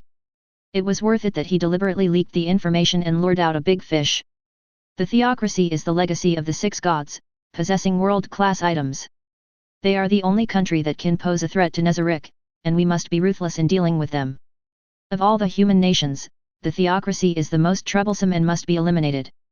The parade continued into the afternoon, and residents were still enjoying the lively atmosphere, and the celebration would be held as scheduled in the evening. Today is the day when the Magic Kingdom is founded. The Magic King not only reduced taxes for civilians, but also distributed free food. Most people are very happy. As a distinguished guest, Deluo Delong witnessed the changes in the royal capital under the protection of King Qiangwei. Although this was a bit inappropriate, under the rule of the Magic King and the Holy Dragon King, this land had obviously become a better place, and she had also witnessed the powerful strength of the two kings. Drodilin couldn't help but imagine the future of the Dragon Kingdom. If it could really get strong support, it would no longer have to worry about its citizens being eaten by orcs, nor would it have to worry about its land being annexed. Although relying on foreign power has great disadvantages, the Dragon Kingdom has no other choice. The country is facing internal financial crisis, insufficient military expenditure and bankruptcy. Externally, orcs are eyeing the country covetously and slaughtering its own people. Derod Island is tired of her weak self. She will do whatever it takes to gain the support of the Sorceress Kingdom, even if it means sacrificing her own body. Logis had no idea that the person she was protecting had become her love rival. She was still carefully patrolling the surroundings, worried that some criminals might harm the delicate queen. Where is Mr. Celebra? Gagran asked casually. Derod Island smiled and said, he said he was not feeling well and he has already reported it to me. What a pity. I finally met a virgin, but I missed him again. The members of King Qiangwei had become immune to Giglin's harsh words, and Deluo Delong had also understood her temperament through their interactions, and they all laughed at the same time. Ibarua couldn't help but complain, that guy looks at people in a weird way, maybe he's a pervert. Although she hoped that Fifei would like her, if she showed the same look as Cerebra, she might be directly disillusioned. Deluo Delong felt that he had met a soulmate, and it was absolutely right. Tina said mercilessly, he's grown too big. For adventurers, 30 is the prime of life, but Tina is a Shotokan. Tia looked at Derod Island and said seriously, I think girls are cuter. A drop of cold sweat rolled down Logis's forehead. What were these guys doing? Why were they directly commenting on the fine steel grade of other countries and even making fun of Her Majesty the Queen? That's enough, you are still on a mission. Gagran laughed and joked, our leader already has someone in his heart, so it's normal for him to look down on Celebra. Derod Island showed a little curiosity. What kind of man is he who doesn't even take the fine steel level seriously? Your Majesty the Holy Dragon King. Logis's face flushed red. Just as she was about to scold Gagran for talking nonsense, she found that Sig really appeared. Your Majesty, why are you here? Sig put his hand on their lips, signaling them to keep quiet. You guys can have fun without worries, I just came out to get some fresh air, and Your Majesty Drodilin must also pay attention to safety. Derod Island glanced at Logis and understood who she liked, but she could only say sorry, because she also wanted that person. Your Majesty, would you like to take a walk together? Chapter 111. Sig was obviously stunned for a moment, but he did not refuse. He stretched out his hand and said, it's my honor. Deluo Delong gently placed her hand on him and smiled sweetly, showing her charming and lively side. Logis stared blankly at the two people holding hands, feeling uneasy in her heart, to the point of being distracted. Could it be that she had just broken up with her love? Like a caring older sister, Geglin counseled in time, "Leader, don't be discouraged." Ibrua and the ninja sisters also made encouraging gestures, proving with practical actions that they were all on Logi's side. Logi's nodded vigorously. She couldn't give up just like that. This secret love should have a beginning and an end. Seeing that they hadn't caught up yet, Sig turned around and asked in confusion, "Not coming together?" The beauties of Kengqiangwei. Hearing Sig say this, Ibrua wanted to hit him, but considering their different identities, she endured it. But Logis was very happy. Of course she would do that if someone she loved called her that. She could understand it. Gaglin's eyes lit up. She was behind the times and thought Sig was a virgin. What a frivolous fellow! Ibrua said in a voice that only she could hear. Because she couldn't be alone, Dorodilin was a little disappointed, but she quickly concealed it. She sighed, "You really take good care of them." Sig didn't explain much, but just casually replied, "After all, he is my direct subordinate, I can't just leave him alone." A group of people started walking, heading towards a place with fewer people. Sig and Luo Delong walked in front and talked about some national affairs, and Kengqiangwei followed behind, and they seemed quite harmonious. When the conversation got to a happy point, Dorodilin asked tentatively, "Your Majesty the Holy Dragon King, can I call you His Majesty Sig?" Sig wondered, "Why do you have to worry about the name?" Dorodilin was panicked for a moment, but she still pretended to be calm and explained, "I didn't mean anything else, I just wanted to call you more intimately." Sig smiled and didn't refuse, which meant he agreed. Luo Delong felt that she still had a chance, so she quietly flirted with him, "Your Majesty Sig, it's getting late, can you take me back to my residence?" When they were alone, she didn't believe that she couldn't defeat Sig, and the queen even threw herself into his arms. Sig secretly thought that this was not good. He had important things to do and couldn't be hindered by love affairs. "Kengqiangwei will take you back. I still need to patrol to prevent any dangerous elements from appearing." Luo Delong was stunned for a moment, but the words had already been spoken. She couldn't refuse the arrangement. It was too late to say that she wanted to go shopping again. "Your Majesty, we will take you back." Logis took Dorodilin's hand with a smile, and the others gathered around and almost carried the person away. Luo Delong wanted to cry but had no tears. What if she didn't want to go back? When they were no longer visible, Sig sighed, "Women are really troublesome. This is prejudice, Your Majesty the Holy Dragon King." Chui Sijiming walked out from the shadows, holding a sickle that looked like a cross spear in her hand. The moonlight lengthened her shadow, adding some horror atmosphere. Using camouflage props, Chui Sijiming looks like an ordinary-looking woman in the eyes of others, but Sig's sixth sense tells him that this person might be the guardian of the theocracy. "Who are you?" Chui Sijiming said indifferently, "You can call me Celia, or anything else. The name is just a code name, it doesn't matter."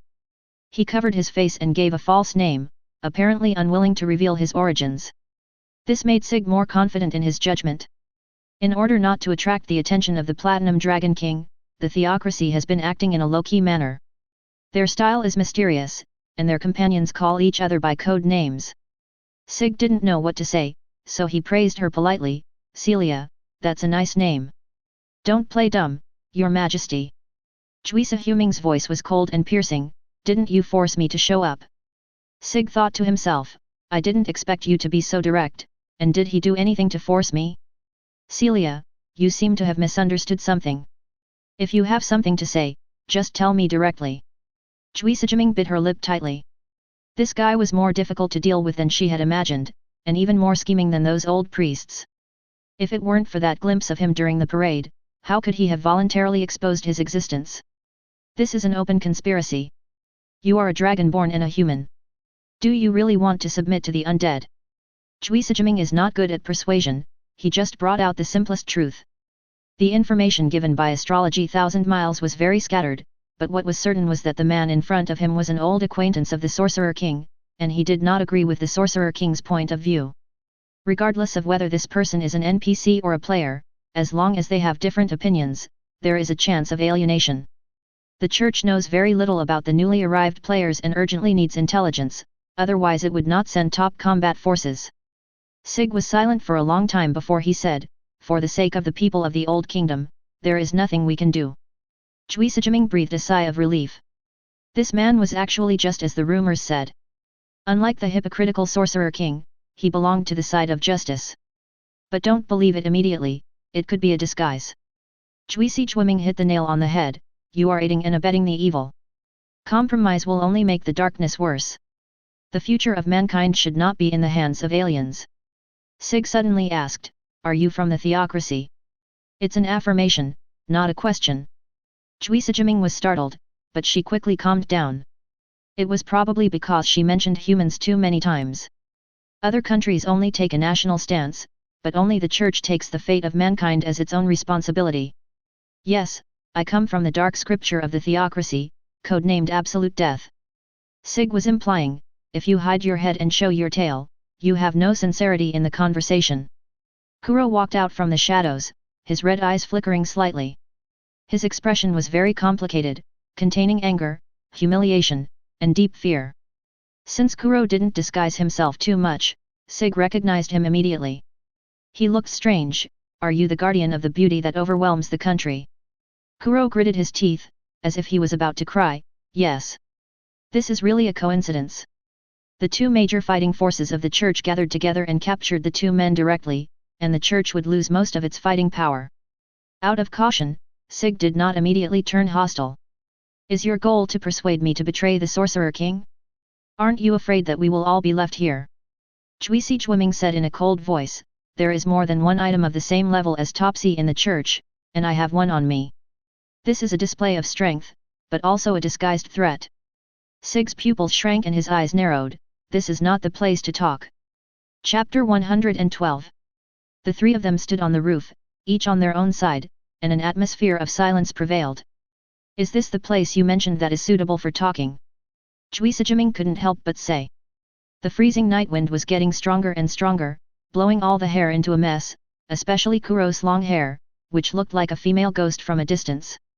To be up high in this weather is simply insane. Sig used a magic scroll to set up a barrier to block prying eyes, then sat down and patted the seat next to him. The residents all know my face. There are undead patrolling at night, and only here will no one disturb us. She almost couldn't hold back her desperate expression, but she had to admit that Sig was right. This man was more cautious than she thought. Kuro, you are on guard. Kuro nodded and stood upright on the roof like a loyal guard. Chui Jiming walked over slowly and sat down next to Sig. The distance between them was enough for two more people to sit. In order to ease the atmosphere, Sig felt that he needed to explain, actually, I didn't intend to snatch the beauty of a country, I just sensed danger and took action subconsciously. That's none of my business. Chui Jiming was careless about this matter. Although she was loyal to the church, she was not blindly loyal. The mission this time is not to take back the most beautiful woman, she still knows what is more important. That's good. I hope your companions won't mind. It's a pity that I didn't bring the prop with me, otherwise. Sig glanced at Kuro and smiled a little maliciously. How could he spit out the food he had already eaten? He was just being polite. Kuro shuddered all over. He had seen how powerful this man was. Even if Chui Huming attacked him together, he probably wouldn't stand a chance of winning. The church is generous and magnanimous. If you are willing to cooperate, it is not a problem for you to keep this treasure. Because alluring beauty can only be used by females, Chui Jiming is not worried about being controlled at this time. What's more, she also has another world-class item with her, which is enough for her to escape unscathed. Cooperation.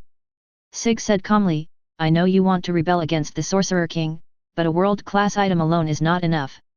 It seems that your level has not yet exceeded 90. A strange feeling arose in Chui Jiming's heart. As the invincible guardian of the church, she had never been looked down upon like this before. Are you strong? Chui Huming was a very serious tone, without any provocative meaning. Having stayed in the church for a long time, she didn't come into contact with many people, and she felt a little slow in communicating with others. Sig said without any modesty, he will be stronger than you, but roughly on par with the Sorcerer King. A strange light flashed in Chui Jiming's eyes, and her hand unconsciously touched her flat belly. If it was this man, he would definitely give birth to a strong child, but she really didn't like anything related to dragons. That was the shadow from the Platinum Dragon King. Because of the existence of the true Dragon King, the church was also suppressed and she could not move around normally outside. Sig whispered, what's wrong, Celia? Chui Sijiming's heart couldn't help but skip a beat, and his voice became a little louder. Don't address me so intimately, the methods you use on other women won't work on me. Sig tilted his head in confusion.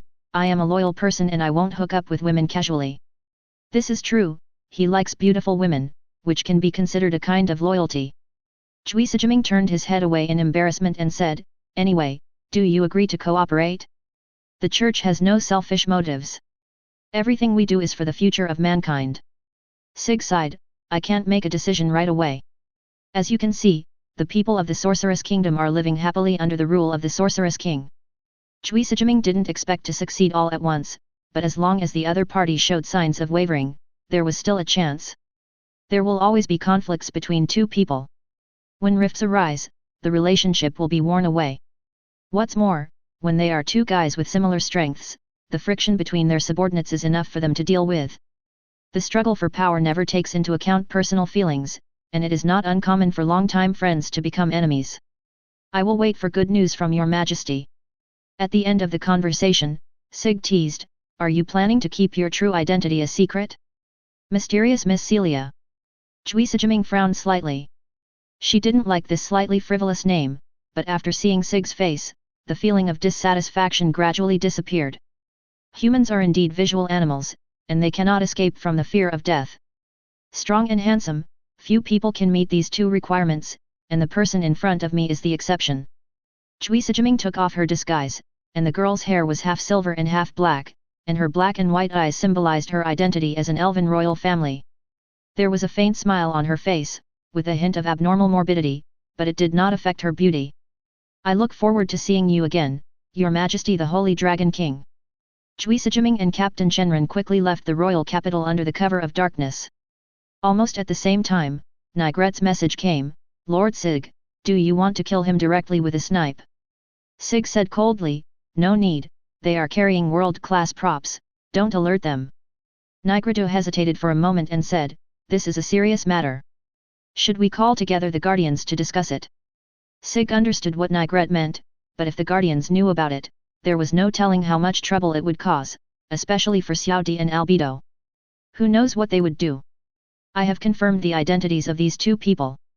I will tell the President in person later. Please keep it secret for now. Since the Supreme Being has said so, there must be a deeper meaning that she does not understand. Nigel chose to obey the order. After dealing with this side, Sig finally breathed a sigh of relief. He wanted to quickly defeat the theocracy, but he couldn't act rashly before he figured out the world-class items. If the theocracy possessed an item similar to Halakai Teshvara, Nazarick might lose some of its combat power, which Sig did not want to see. If Nazarick were to conquer the world without regard to losses, it would only take 5 years, but its resources would be exhausted and its classes would no longer exist. Although the goal was achieved, it was not worth it. I have lost my home, so how can I conquer the world? The Sorceress Kingdom chose the kingdom's land to establish its country, in large part, in order to better protect the Great Tomb of Nazarick and serve as a buffer zone. Sig spread his wings and flew directly back to the royal city, his destination being Ainz's office. The undead do not need to eat or sleep and can work 24 hours a day. Ainz should still be handling official business at this time. After Sig opened the door, he found that in addition to Ainz, Demiurge was also in the office. He seemed to be reporting on government affairs. Haha, did I come at the wrong time? Ainz looked up at him. Although he wanted to question Sig why he left him alone to play, he thought that since Sig was not an undead, it was normal for him to feel tired, so he could forgive him. It's all right, Demiurge. Please continue. Demiurge bowed slightly. Sig-sama, I am discussing with Ainz-sama what to do with the nobles who escaped. This matter also involves other countries. Sig closed the door and sat casually on the sofa. So that was what happened. He remembered that group of nobles seemed to have fled to the Empire. He was playing with an apple in his hand, and said casually, accepting defectors, isn't this a good reason to start a war?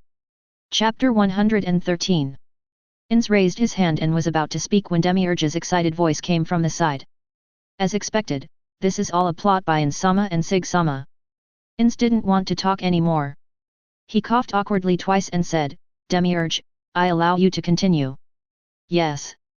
Compared with the wisdom of the Supreme Being, my humble intelligence is nothing. I have only seen the tip of the iceberg. Demiurge is very humble, but he is the top think tank of Nazarick. This made Ainz extremely ashamed, and Sig must have felt ashamed as well. What, he was actually laughing. How thick-skinned was he, and how good was his acting skills? Sig remained calm and praised sincerely, Demiurge, you actually understood what the president and I meant. You are indeed Albert's child. I am so proud of you. Demiurge's tail swung violently, and his smile grew wider. Thanks to your and Sama's teachings, I have made great progress. Ainz watched the interaction between the two and realized that Sig had a very high emotional intelligence, as he was able to deal with Albert and Takamaya with ease. He and Sig have never quarreled, not because their relationship is very good, but because the other party has always accommodated him and even understood his thoughts. This realization gave Ainz mixed feelings. The two of them traveled to another world together, and he thought he and Sig were best friends. President, President. Ainz was so lost in thought that he only responded after Sig called him, yeah, I'm fine. Go on. Demiurge then began to narrate, we didn't attack the capital first in order to give the nobles a chance to escape. By the time they escaped to the Empire, the disaster would have already been sown. If the Empire is sensible, it will surrender. If it does not surrender, we still have sufficient reasons to start a war, and the Sorceress Kingdom can stand on the side of justice. When attacking the kingdom, we are also seeking the Empire. This is killing two birds with one stone. Ainz said with some difficulty, haha, yes, Demiurge, you said it very well. Demiurge pushed up his glasses with a smile. These are the wisdom of Ainz-sama and Sig-sama. I am just repeating them. Sig made the decision, then let's handle it this way. The Blood Emperor of the Empire is a smart man. Let him see the power of the Sorceress Kingdom, and he will know what to do. Demiurge responded, as you command, I will take care of it. After Demiurge left, Sig immediately collapsed on the sofa like a slime. Phew, I'm so exhausted from this day. Ainz felt like laughing when he saw this scene. Sig-san, I'm not the only one here. The eight-limbed assassin is still here.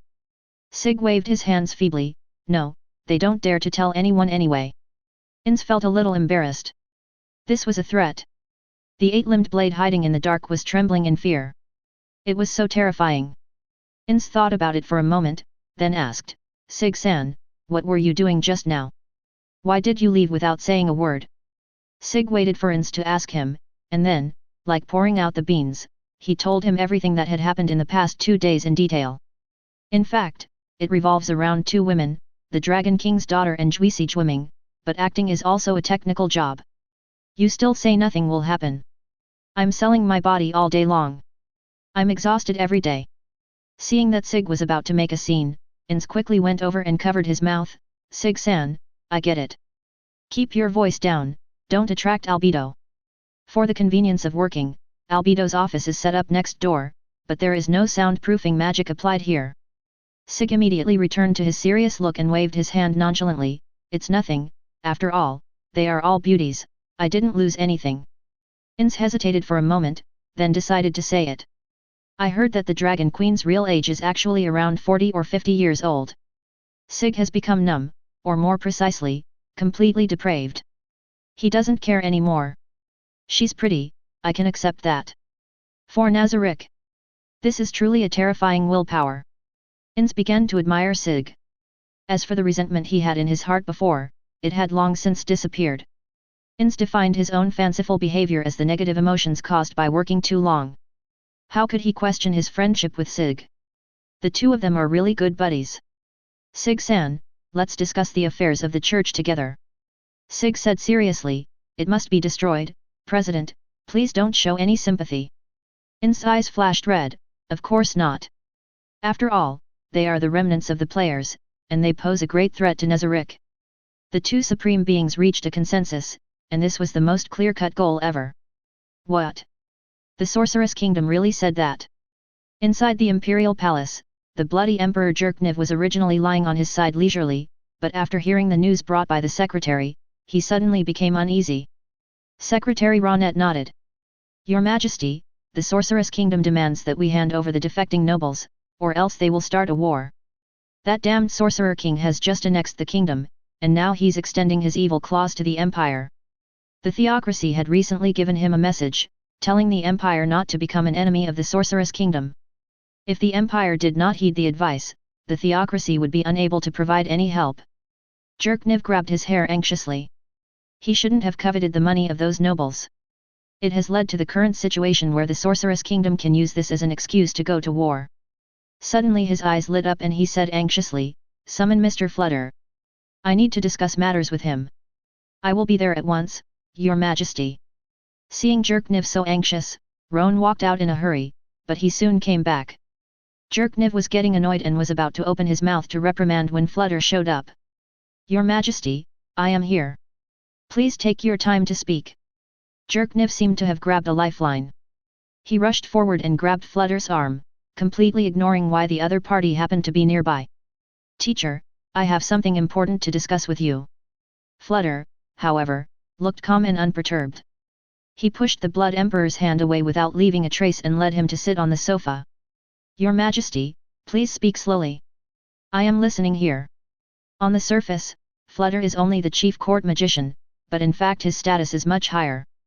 He has assisted 6 generations of emperors and is also the guide of the Blood Emperor. It is no exaggeration to say that he is the patron saint of the empire. Jerkniv had a backbone and calmly thought about countermeasures. The Sorceress Kingdom's request is to return the defectors. The words are not fierce, and there is no time limit. I don't think they want to really start a war. As long as the Empire shows sincerity and apologizes sincerely, this crisis may be resolved through diplomatic means. Flutter smiled with narrowed eyes and made no comment. He seemed to completely agree with what Jerkniv said. Jerkniv nodded to himself, thinking that this idea was feasible. He asked his secretary to immediately summon the 4 knights of the Empire and prepare the carriage for the trip, but he was troubled about the personnel for the mission. Was he going to go there in person just because of a notification? This seemed a bit embarrassing for the Empire. Flutter persuaded him, "Your Majesty, please go and apologize to the Sorcerer King and the Holy Dragon King in person. I will accompany you." Jerkniv was startled. This was like giving him a way out. "Since the teacher has said so, I will go there myself." Secretary Roan felt vaguely uneasy. He didn't know why, but he always felt that things wouldn't go so smoothly this time. Chapter 114. On the grassland, the Blood Emperor Jerkniv was speeding in his luxurious carriage. He was heading to the capital of the Sorceress Kingdom with a nervous heart. Flutter's calm attitude in the face of danger gave Jerkniv a lot of confidence. This time, the itinerary was nominally changed to congratulate the founding of the Sorceress Kingdom, and the apology was made in private. This way, the problem can be solved and the reputation of the Empire can be saved. Jerkniv finally came up with this best of both worlds solution. Since it was a diplomatic mission to a foreign country, Jerkniv made a very grand ceremony, bringing dozens of guards alone, demonstrating the strong national strength of the Empire. On the other hand, the Dragon King's daughter was a little too low-key, even sneaky, as if she was afraid of attracting the attention of other forces. Secretary Ronette happened to mention this, "Your Majesty, the Queen of the Dragon Kingdom is currently visiting the Magic Kingdom. We may meet." Badged, one of the 4 knights of the Empire, said jokingly, "Your Majesty, it's time to find a princess. Perhaps this is also a kind of fate, and we can develop a fleeting romance." Jerkniv scratched his hair and said speechlessly, "I don't like that old woman who pretends to be young. The guy who is happily married should stop urging her to get married." Badged chuckled. He had 5 wives and obedient children at home. For a useless uncle like him, his life was already perfect.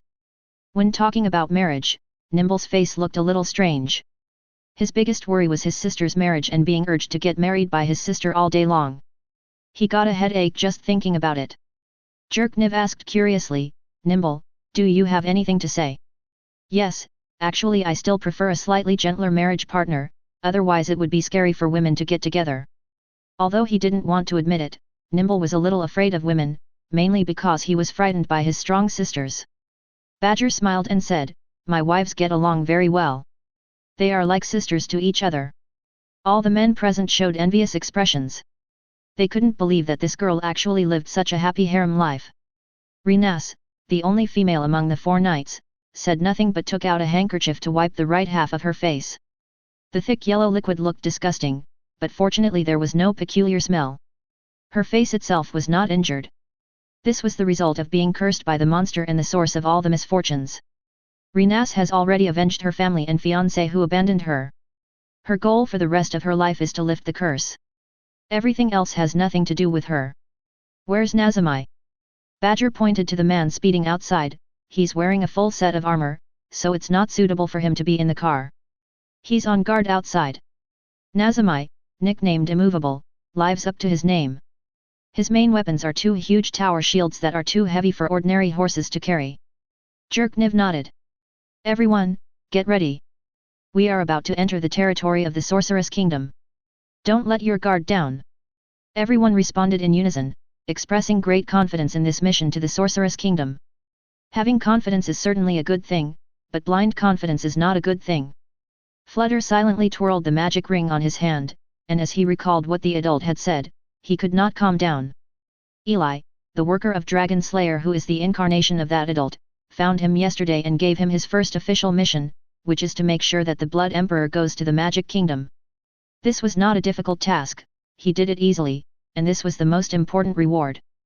That's right, that Lord was so clear about rewards and punishments that he gave him a chance to meet the strongest magic caster in the world. Ha ha ha, this is really exciting. Flutter's sudden excitement made the surrounding students a little at a loss, but since their teacher often acted crazy, it shouldn't be a big deal. Master Sig, everything went smoothly according to your instructions. Nabe was communicating with Sig using messages, while Lupus Regina was playing with the ball of fur in her hand out of boredom. Standing nearby was a man dressed similarly to Eli, no doubt a double phantom in disguise, and it was he who gave the order to Flutter. Sig had to admit that it was very convenient to use the double phantom as a substitute, and he didn't even have to go there himself. Well, you did a good job. There won't be much trouble on the Empire side. You and Lupus Regina should evacuate as soon as possible. It's a waste for the two of them to stay in the Empire like this. Eli's identity has already played his value, and it's time to abandon it. Nabe responded solemnly and then closed the message. Lupus Regina sighed, I finally got to know Archie well, but now I have to leave her. I feel really sad. Nabe was still as serious as ever, and immediately scolded, don't question Lord Sig's decision. Lupus Regina stuck out her tongue, obviously not taking Nabe's words seriously. I know, I just said a few words casually, Lord Sig won't care. It's not that she really can't bear to let go, it's just that she has no one to tease, just like a puppy who loses its favorite toy and will be depressed. Eli spoke up to remind them, you two, absorbing talents from the Empire is also a plan made by Lord Demiurge. Lupus Regina's eyes lit up and a smirk appeared on her lips, if we can complete the task, we will definitely be praised. Nabe was obviously moved, but her instinct told her not to act rashly. I have to ask Lord Sig for permission. After a while, Lupus Regina came over curiously, how is it? Nabe nodded vigorously, Lord Sig agrees, let's do it. Yeah. Sig closed the message and couldn't help but share with Ainz beside him, I didn't expect Nabe and Lupus Regina to have made such great progress. They both know how to take the initiative to do things. Ainz was also relieved. The children were growing up, which was good news. If one only knows how to follow orders and has no subjective initiative, then what is the difference between him and the NPC in the game? Then the meaning of time travel is lost. Demiurge praised sincerely, it is because of your guidance that they have made rapid progress. Although he often heard such remarks, Ainz directly refuted Demiurge's words this time, Demiurge, this is the result of their own study. Yes, just as Lord Ainz said. Demiurge showed no dissatisfaction at all, and his smile deepened, as if he had succeeded in doing something evil. Sig glanced at Demiurge and a light bulb went off in his head. Could it be that Demiurge did it? He also laughed, Nazarick will have to fall apart without Xiadai. Demiurge knelt down quickly and said in fear, you are really too kind. Ainz really hoped that he had heard it wrong. How could Sig be like this? He suddenly made such an exclamation, which scared Demiurge so much. Sig-san, please be careful with your words. Sorry, I spoke out of turn. Sig apologized frankly. Sig was actually a little annoyed. Why did he say what was in his heart? He hoped that it would not cause any negative impact. But it seemed too late. Demiurge looked extremely frightened, his diamond eyes rolling around as if he had thought of something terrible again. Sig felt very bad. Could you please stop being a Daihua, Xiadai? Chapter 115. In just 2 days, the Sorceress Kingdom has undergone tremendous changes. One decree after another was promulgated, all of which were policies that benefited the people. Conscription was abolished, and the undead were put in charge of guarding the country. Taxes were drastically reduced, farming was subsidized, and undead magicians provided rainfall services. He vigorously developed the Adventurers Guild, provided better treatment for adventurers, and even abolished the requirement for them to retire when they reached a certain age. Public facilities were renovated on a large scale, the ground was paved with bluestone slabs, damaged houses were quickly rebuilt, and the city has a new look. The air was filled with the faint scent of flowers, and there was no trace of haze. Because the Sorceress Kingdom declared that it would accept all races, the labor shortage problem caused by population decline was solved, and many subhuman races came to visit. Of course, there is no need to worry about public security issues. No one dares to act rashly in front of the Death Knight. Jerkniv looked at the 2 2-meter-high statues at the city gate and didn't know what to say for a moment. Is this the royal capital? Jerkniv, who always pays attention to etiquette, couldn't help but swear. What on earth did the Sorceress Kingdom do? What is going on? Your Majesty Jerkniv, please be careful with your words. Yuri, who was in charge of reception, was like a ghost, and had been standing there for some time. Jerkniv felt very embarrassed. He rarely showed such emotions. No matter how beautiful Yuri was, he had no interest in appreciating beautiful women. I am Yuri Alpha, responsible for the reception of His Majesty Jerkniv. Yuri's salute was perfect. Even if Jerkniv wanted to find fault with her, he couldn't find anything wrong with her. Thank you, Your Majesty the Sorcerer King and Your Majesty the Holy Dragon King, for sending a beauty like Miss Yuri to receive me. I am truly honored. Your country has changed so much. Although he was very dissatisfied, all Jerkniv could do was praise her and apologize sincerely. Yuri nodded, not dwelling on the matter. This is the capital of the Sorceress Kingdom, the city of magic and dragons. Your Majesty is welcome. As Yuri finished her words, a giant dragon flew across the sky. It had golden scales and a graceful body. It was none other than the Dragon King, a subordinate of the Holy Dragon King. To be honest, the title of Holy Dragon King is quite clever. On the one hand, it refers to His Majesty Sigli, and on the other hand, it also refers to this giant dragon. The residents in the city started clamoring and calling each other to come out to see the dragon. It seems that even the residents of this country have only seen the Dragon King a few times. They are just looking at it as a novelty. Jerkniv secretly complained in his heart, was it because of him that he did this on purpose? However, he quickly gave up this idea. How could the other party set the time so accurately? He himself didn't even know when he would arrive. Flutter had something to say. He looked at everything in the Sorceress Kingdom with such fascination that nothing else could be seen in his eyes. This is paradise. Jerkniv did not know what Flutter had seen, but he knew that if he was allowed to continue shouting and screaming, it would definitely bring shame to the Empire. Old man, calm down. Flutter ran over to the statue and stroked the feet of the undead skeleton, Ainz. This is what I want. Jerkniv could no longer bear it. You guys, why don't you pull the old man away? The Emperor was really angry, and Flutter's students immediately stepped forward to pull him back, still trying to persuade him. Yuri pushed up her glasses, a faint smile on her face. She had no shame in showing such respect for Ainz-sama. She began to introduce them. This is His Majesty Ainz Olgaun, the Sorcerer King. This is His Majesty Sigris Hrisforg, the Holy Dragon King.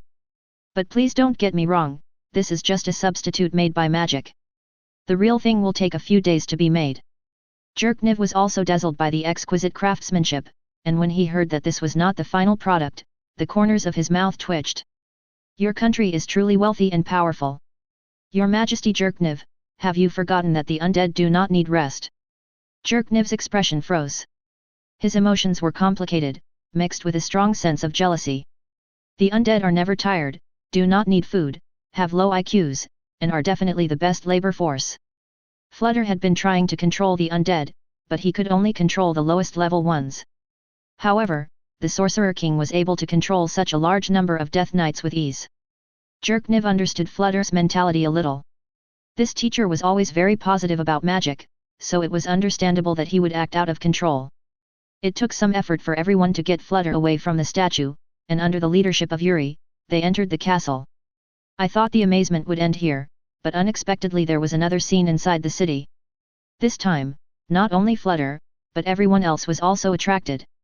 Jerkniv felt a strong sense of frustration. He thought that the kingdom would always be defeated by the empire, but just by changing the ruler, the sorceress kingdom surpassed the empire's decades of efforts in just a few days. In the face of absolute strength, is it really useful to work hard to govern? Jerkniv fell into self-doubt and seemed to be withdrawn.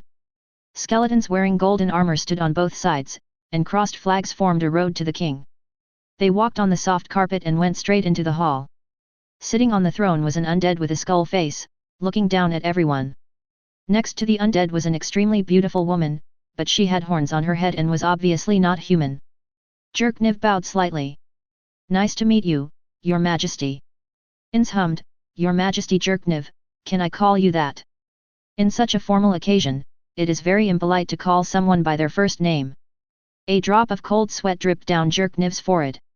It seemed that the Sorcerer King was not as easy to get along with as the rumors said. He gave him a warning right from the start. "Of course, Ainz-sama." Albedo shouted angrily, "How rude! You are not allowed to speak without permission." The powerful intimidation made the followers kneel down involuntarily, leaving only the 4 knights of the Jerkniv Empire and Flutter standing. Ainz said calmly, "Albedo, you are not allowed to be rude."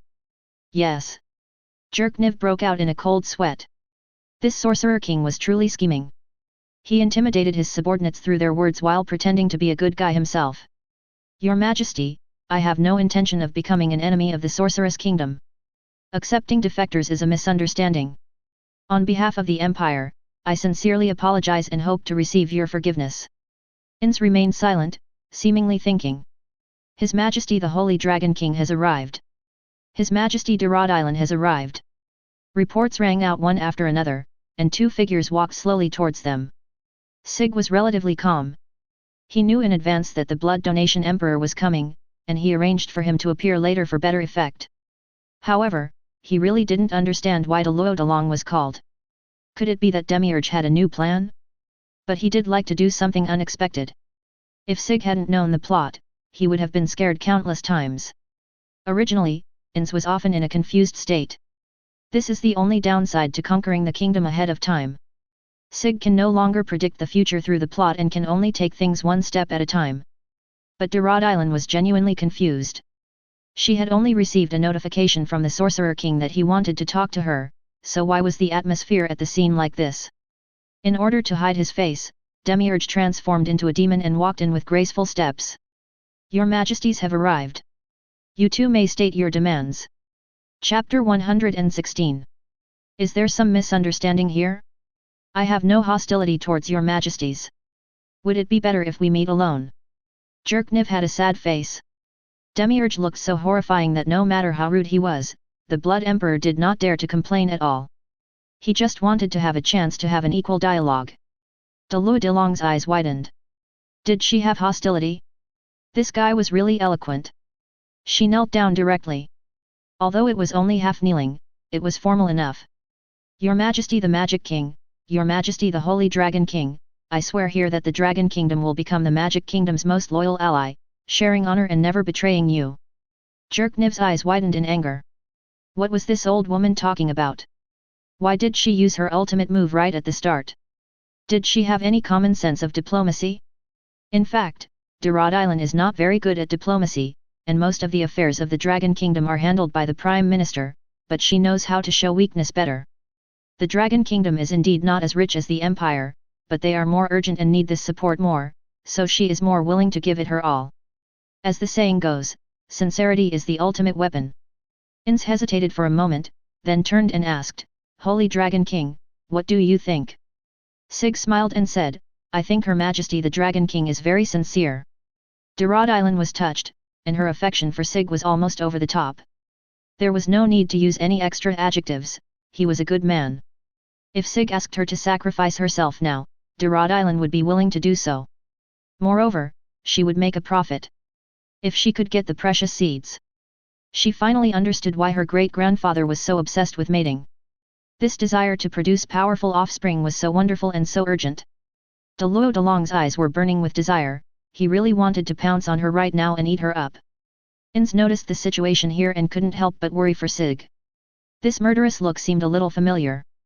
But is Albedo okay? She must be angry. Ainz looked over curiously, but he found that Sig was exchanging glances with Albedo, and the atmosphere between the two was particularly strange. Sig-san, you wouldn't really do that.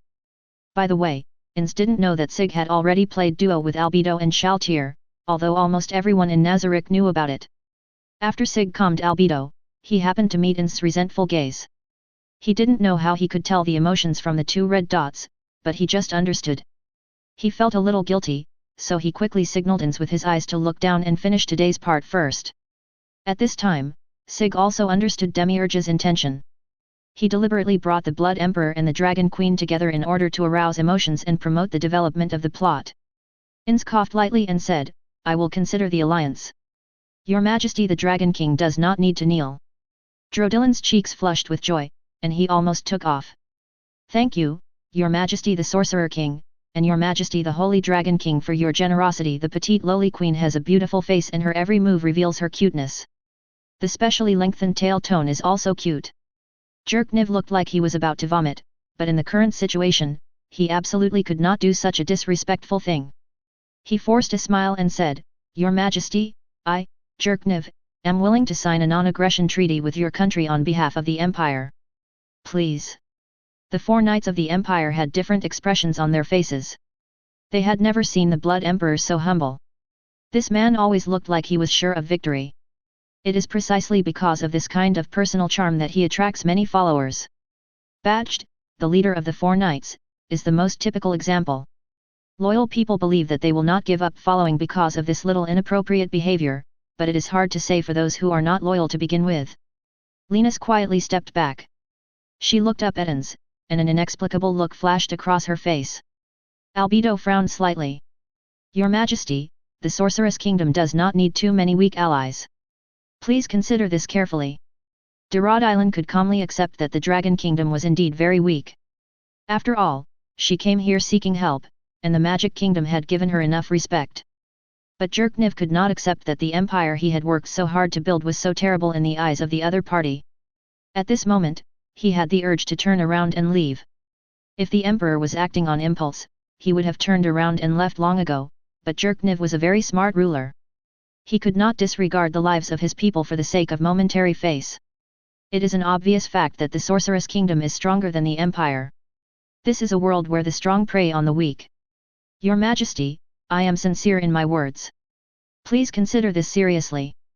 Jerkniv looked at Sig. He felt that this king with human blood might be easier to talk to. After all, they were of the same race.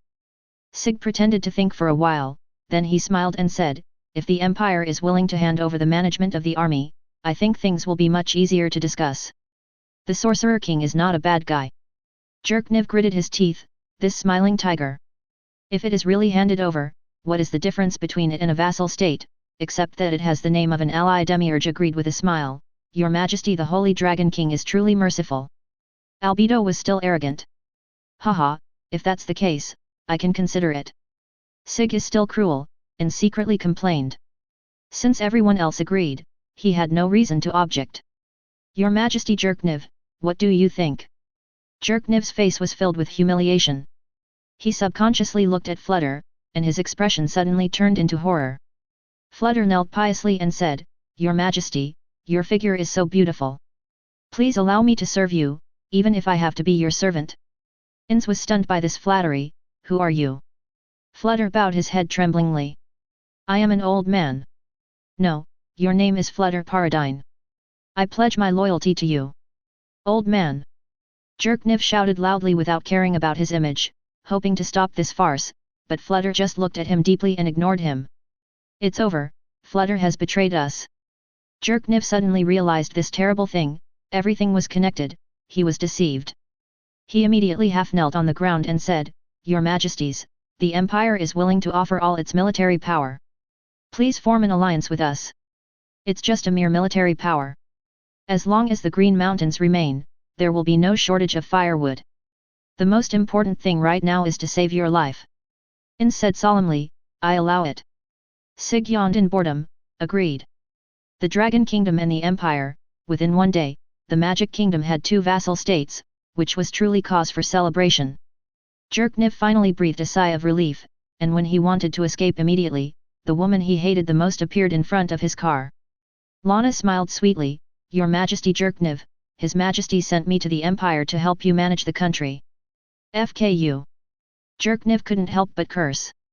On the other side, Rod Island finally waited for Sig, his big watery eyes full of anticipation. Your Majesty Sig, are you free tonight? Chapter 117. In the dim room, Rod Island, who had returned to her adult female form, was waiting anxiously. It's so hot. She took off her outer robe, revealing a large area of snow-white flesh.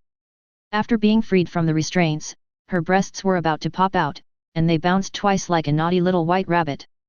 Albedo is indeed more beautiful than Drodillan, but the latter has a natural advantage in terms of figure. Dragons are good at reproduction, and Drodillan, as a descendant of the dragon, seems to have inherited this advantage. His front and back are very prominent, and his long legs are well proportioned and fleshy. Rod Island still felt very hot, so she picked up the juice on the table and drank it in one gulp. She licked the corner of her mouth and felt relieved. I haven't been this nervous in a long time, it's like I was newly married. Rod Island pulled the only piece of cloth down, then stopped with satisfaction. The late-night appointment was an obvious enough hint, and Rod Island didn't believe that the other party had no desire for her. Bang! There was a knock on the door. Delong immediately adjusted her throat to make sure she would not make the sound of a loli, as that would be too disappointing. Your Majesty, please come in. The door is not closed. The door creaked open and Rod Island's heart began to beat nervously. Her mind was in a mess and she was hesitant about whether she should sit up or lie directly on the bed. But before she could figure out what was going on, a shadow appeared in front of her. Sig looked puzzled. Your Majesty Rod Island, what are you going to do? Rod Island's face suddenly turned red. She was only wearing a gauze dress, which was no different from being naked. But despite working so hard, Sig didn't seem to be impatient. Does she really have no charm? In fact, Sig has already been moved. Facing such a passionate queen, few people can control themselves. He was pretending a little, so he didn't show it immediately. What's wrong? Are you still in a daze? Feeling the smile in Sig's eyes, Rod Island bit her red lips lightly and raised her hand to touch the other's belt. Your Majesty, have you ever tried this? To be honest, Sig has tried it, and Shaltir can play everything, to the extent that if you write about it, you will be banned immediately, but different people have different experiences. No, Rod Island. At this time, a white lie is more important than anything else. Delong was indeed very happy. This was her first time and no one was allowed to snatch it away from her. A shadow was imprinted on her face, and she couldn't help swallowing. This size should be enough. Omit 1,000 words. Rod Island felt very refreshed and full of energy, not at all like someone who had been tired all night. She touched her belly and secretly looked forward to it. It would be great if it was in the form of a dragon. The chance of pregnancy will definitely increase greatly, and getting pregnant at once is no longer a dream. Sig chuckled at that. You'll get hurt that way. Hearing the man's voice, Rod Island couldn't help but blush. How could this man still be awake? She was so tired that she fainted. I gave you a potion to restore your strength. Don't push yourself next time. Delong realized that it was Sig who had cleaned up for her and took such good care of her. Many men are heartless after doing it, is she the special one? Rod Island no longer avoided his gaze and looked at Sig, and was shocked by the 8-pack abs that were faintly visible. Combined with that godly face, it seemed that she was taking advantage. Sig adult. Because she was his woman, Sig allowed her to call him by his name. Sig stretched out his hand, and Rod Island closed her eyes tactfully. She knew this was morning exercise. But the warm big hands only touched her face and then retracted. I will send Demiurge to help you deal with the affairs of the Dragon Kingdom. You must listen to him and never think of disobeying him. Rod Island looked expectant. Aren't you going? I can't leave the Sorceress Kingdom for too long. Seeing Rod Island looking so pitiful and considering that her help was needed in finding the 7-colored Dragon King, Sig softened his heart for once. Do you want to feel what it's like to ride on a dragon? Rod Island covered her mouth in surprise. You're going to send me back? Q +% Sig touched her face. Not so stupid. Before leaving, Cerebra had dark circles under his eyes and a look of indescribable fatigue. This great hero of the Dragon Kingdom, who was of the fine steel grade and was nicknamed Flashing Fierce, seemed to have suffered an unprecedented blow. Not only did his spirit become extremely weak, but his eyes were also filled with red bloodshot. Judging from his appearance, he might need a green hat. On the other hand, Delong had a happy face and a rosy complexion, as if she had been well nourished. Demiurge only smiled and congratulated, "Your Majesty, Drodilin has got what he wished for." In the past, Xiao De would never be so polite. Even if he had the bloodline of the Dragon King, he was just a lowly human being, only valuable as a breeding species on the farm. But things are different now. After climbing into Lord Sig's bed, he has to maintain basic respect even as a concubine. Drodilin didn't know what to say, so he just said quietly, "Thank you." Along with the roar of a dragon at dawn, a giant golden dragon descended from the sky. Without waiting for Sig to say anything, the dragon crawled down on its own initiative, allowing Drodilin to climb up by himself. Drodilin sat on the dragon's back and curiously touched it left and right. "Lord Sig, what is the name of your dependent?" "No name yet." "The holy dragon doesn't have a name?" "You come and pick one." Sig also realized this problem, but if he was asked to think about it suddenly, he had no good ideas for a while. The dragon turned around, his eyes like bright crystals. "As long as it is a name given by the master, I will gladly accept it." As the only dependent left in this world, she was already very happy, and now she was given a name, which was really an honor. Sig couldn't think of anything better, so he said, "Ostara," which means the goddess of light. Delong clapped his hands in cooperation. "What a nice name." The dragon, or should I say Ostara, was also very happy that she had such a beautiful name. "Thank you, master, for the name." Sig thinks his naming skills are pretty average, so such praise is really an exaggeration. At this time, Ainz also arrived at the farewell scene, demonstrating the Sorceress Kingdom's importance. The look in his eyes when he looked at Sig was a little hard to describe, but looking for Drodilin was better than attacking the children of Nazarick. Ostara slowly flew up, creating a huge golden wave. Her almost transparent wings reflected colorful light. She was so beautiful that it was not an exaggeration to call her the goddess of light. "Demiurge, how are you going to get to the Dragon Kingdom?" In fact, Ainz wanted to ask Xiao De why he didn't go with Sig. It was completely fine for the dragon to carry one more person. Demiurge smiled slightly, "I don't want to disturb Master Sig." Ainz staggered and nearly fell.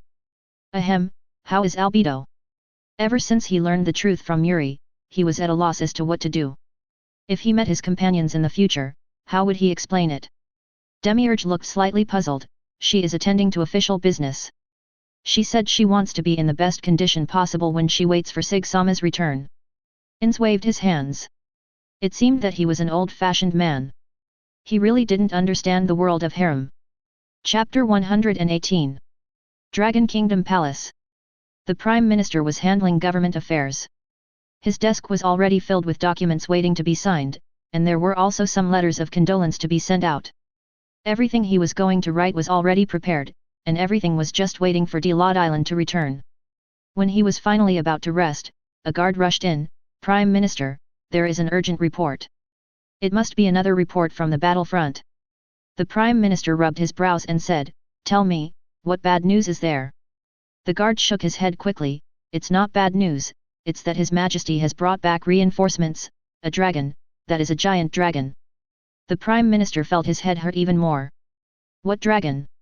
He couldn't even speak clearly. Maybe he should change to a more stable personal guard. Anyway, go out and take a look. The Prime Minister stood up doubtfully and followed his guards to the terrace, where he could overlook the entire royal city. The guard pointed to the central square and said, "Look, His Majesty is right there." The Prime Minister was in a hurry and forgot to wear glasses, so he had to squint his eyes to barely see the scene in the central square. It would be fine if he didn't look at it, but when he did, he was shocked and almost dropped his jaw. "Is that His Majesty?" The guard looked puzzled. "Can't you recognize him?" The Prime Minister suddenly burst out with strength from nowhere, grabbed the guard's collar and started shouting, "I mean, is this how she is supposed to meet people? My lord, what happened to you? His Majesty has already explained it in front of the nation." The Prime Minister realized that he was indeed too excited. He took a deep breath and let go of her hand. "Go on. Your Majesty said that she remained in her young girl state because she suffered an unknown curse. Now that she has found true love, she has returned to her original appearance." The guard's eyes flashed with envy.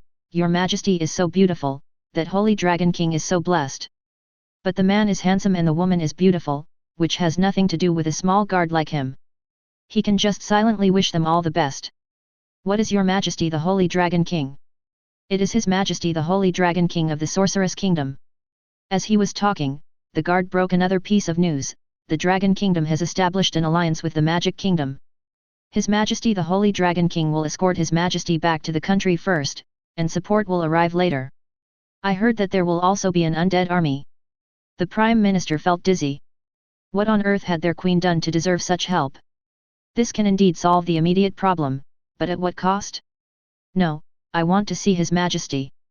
The guard wanted to stop him, but the Prime Minister's footsteps were so fast that he was gone in the blink of an eye. What's wrong with you, Prime Minister? Are you crazy because you don't have love? The Prime Minister is a well-known workaholic and is still single. In the square, Drodilin and Sig stood hand in hand on the dragon's back, waving to the people below, and received a very enthusiastic response.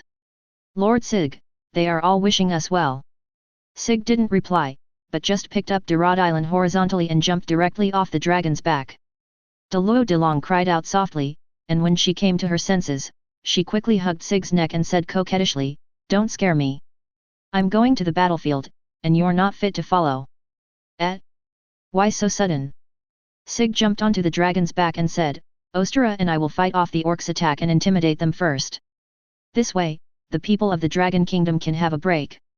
Drodilin was very touched that he was going to the battlefield in person for her. "Lord Sig, please be careful." The Prime Minister had just arrived and saw the two of them parting. "Your Majesty, this won't work." But he was obviously too late. The dragon took off again, carrying Sig quickly to the battlefield. "Prime Minister, why are you here?" Deluo Delong looked at the breathless Prime Minister with a confused look on his face. The Prime Minister said anxiously, "Your Majesty, he is the King of the Magic Kingdom. If he gets injured in the Dragon Kingdom, it will be difficult for us to explain." Drodilin reacted, but she was not too worried. Instead, she looked admiring. The Lord won't get hurt by dealing with low-level beasts. The Prime Minister strongly suspected that Drodilin had been drugged. She was not very smart to begin with, but she was qualified to be a king. Why did she become love-brained after her trip to the Magic Kingdom? Anyway, let's go back to the palace first. There are too many people here. The giant dragon broke through the clouds and flew in the sky at an extremely fast speed. Sig stood on the dragon's back. The strong wind blew in his face, but it only blew his clothes. He still stood steadily. "Master, the battlefield is ahead." Sig nodded. "Ostara, you may address me as you would the rest of Nazarick." Ostara said seriously, "I understand, Lord Sig, you must pay attention to your safety, and it is okay to abandon your subordinates when necessary. I brought world-class props, don't worry. How can one not be cautious when traveling far away?" Sig also learned from Ainz and brought out all the treasures he had secretly hidden. By the way, he seemed to have forgotten to tell Ainz that this world-class item was something he obtained by chance in the later period. It was called Eye of Barl and he found it in the opponent's lair after he conquered the demon god alone. The Dragon Knight profession has limitations in PvP and can only summon one follower, but when exploring the big world, you can summon more, and there is no limit in this world. Therefore, as long as it is not a world-class boss, Sig will try his best to solve it alone. This time, he was lucky enough to get a world-class item. The function of Eye of Barl is auxiliary. It is quite good in amplification. Its attack power is very weak, but it can provide the user with a rare instant death attribute. Of course, this is also conditional. The instant death attached to the item will be affected by death resistance. Incomplete resistance will result in instant death with a probability, while complete resistance will use HP instead of damage. Ostara was surprised for a moment, then immediately apologized in a low voice, "Lord Sig is so thoughtful. Please forgive my stupidity. It's no wonder you didn't realize it. This world-class way of wearing it is one of the most special." Sig closed one eye, and strange black patterns immediately appeared on his eyelid, forming the shape of an eyeball. The unofficial statement should be that it is a parasitic type. After being equipped, it will become one with the body and will only appear when activated. In fact, it also occupies the equipment slot, with only a difference in form. "Ostara, do you want to try the breath with instant death properties?" But I'm a giant dragon with divine attributes." As soon as the words came out, Ostara felt a strange feeling, and a layer of light grey light covered her golden body. Sig laughed. It was indeed the case. He and his followers were judged as a whole, and the props could be used. He has relatively little magic power, only one large-scale annihilation skill, which is the kind that deducts health points to increase damage. It is really a waste of talent against orcs. So he planned to let his followers use it, because the dragon's breath can cause damage over a large area. A breath with an instant death attribute is just a low-profile version of the soul-destroying breath, and the number of casualties must be considerable. Sig couldn't wait to try it out. Ostera, prepare to slaughter. Chapter 119. In the center of the continent, there are 6 countries composed of subhumans, commonly known as the 6 Central Powers. Among them, the Orc Federation is one of them. It has the powerful centaur Grem to resist foreign enemies, and its strength is also among the best among the 6 major countries. Although the country that attacked the Dragon Kingdom was also an Orc country, it was just a small country composed of orcs and was not at the same level as the huge Orc Federation. If Nazarick really wants to attack the Orc Federation, Sig alone is obviously not enough, especially because Grime is difficult to deal with, so Gaokangda may have to be awakened. With the vision from high altitude, Sig quickly determined the battle site between the Dragon Kingdom and the Orc Kingdom. Following the order, Ostera dived rapidly until it stopped at a height of 100 meters. The huge size of the dragon quickly attracted the attention of the people below. The 2 warring parties retreated at the same time, ready to wait and see what would happen. The Dragon Kingdom's army had not yet received any intelligence from their own country, so naturally they did not know that this was reinforcement. The Dragon Kingdom was indeed a country founded by the 7-colored Dragon King, but this great Dragon King had long since disappeared to who knows where. How could any Dragon King possibly help him out of his favor? There is no doubt that the Dragon clan is powerful. They have different temperaments. Although most of them have lived in seclusion, there are still some bloodthirsty ones. It would be bad if they came to replenish flesh and blood, and humans, who are fewer in number, might be regarded as the primary target. The orcs were even more confused. They didn't know why the Dragon King appeared on the battlefield. Could it be reinforcements from the Dragon Kingdom? Sig took out a magic prop for amplifying the sound, coughed twice to test the sound, and said, "Soldier of the Dragon Kingdom, I am the Holy Dragon King of the Magic Kingdom. Her Majesty the Dragon Queen has established an alliance with our country. Now follow my command, the entire army retreats, and I will take over the battlefield here." The army was in chaos. How could they retreat easily since they had not received any orders yet? Quiet. The army commander Aegis moved as fast as the wind, his bearded face was filled with gloom, and everyone fell silent wherever he passed. The Dragon Kingdom basically has no army. Those currently participating in the battle are a ragtag group of adventurers. Their combat power is okay, but their quality is a bit lacking. Aegis was once an adventurer. He was the leader of the Orichalcum level adventurers. Because of his management skills, he was entrusted with such an important position by the Queen. Years of war had exhausted him physically and mentally, and when a man suddenly appeared claiming to be reinforcements, he really wanted to believe him, but he really couldn't believe it. The Orc Kingdom has been harassing the Dragon Kingdom for a long time. They only regard the Dragon Kingdom as a pasture that continuously produces food. When it comes to hunting, they will send out troops to harvest and serve humans as food. No country has ever provided support, only the Church has secretly sent troops. Their combat effectiveness is indeed strong, but it is of no avail as the number gap is too big. Unless we can wipe out tens of thousands of orcs at once, it will just be a drop in the bucket. While Aegis was hesitating, a giant dragon suddenly flew towards them, and the riot became even worse. He was unable to stop it even if he wanted to. All troops stop where they are, no one is allowed to escape. After giving the order, Aegis closed his eyes resignedly and left everything to fate. "Who is the commander-in-chief?" The young man's voice sounded from above, and the soldiers separated decisively, and an uninhabited area appeared around Aegis. It cannot be blamed on the soldiers for betraying their commander. The dragon was right in front of them, and facing the intimidation, they moved their feet subconsciously. "I am Aegis, Your Majesty the Holy Dragon King. Are you really a reinforcement?" Sig didn't want to waste time talking to him and gave the order directly, "I don't want to hurt innocent people, you lead the army to retreat quickly." Before Aegis could speak, a thin adventurer came running over, holding a piece of paper with the Queen's exclusive seal in his hand. "Urgent report, Her Majesty the Queen has ordered that Aegis immediately hand over the command to His Majesty the Holy Dragon King, and no one is allowed to question it. Sig smiled slightly. Derod Island was quite reliable and did not forget to give orders. Please forgive my impoliteness, Your Majesty the Holy Dragon King. Aegis' legs softened and he knelt down. I say again, everyone retreat to the city, anyone who violates this will be killed without mercy. Sig left these words and commanded Ostara to fly back to the center of the battlefield. The dragon's departure stirred up a strong wind. Aegis regained some strength and began to command the army, retreat. Retreat. The human army retreated quickly. A charge needs to boost morale, but a retreat does not. Who doesn't want to go back alive? Soon, only the orcs were left on the battlefield. Their eyes were full of vigilance. They could naturally understand human language, and they were sure that Sig was the enemy. The commander of the orcs is an orc with a lion's head. He calls himself the Barbarian King. He is the most powerful warrior in the orc kingdom and loves to eat strong human men. The meat is firm, tender but not greasy, and is truly a great tonic.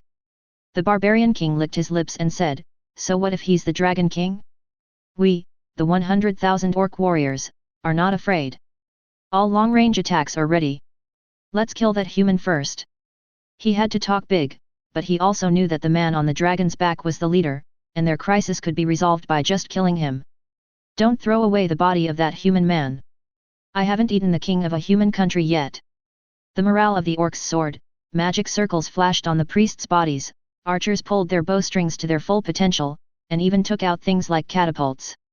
Sig originally wanted to make a pre-war declaration, but he didn't expect these guys to be so unsportsmanlike and start attacking directly. Ostara, use breath. Yes, sir. There was a bright light flashing in the dragon's mouth, and a dazzling glow emanating from its body.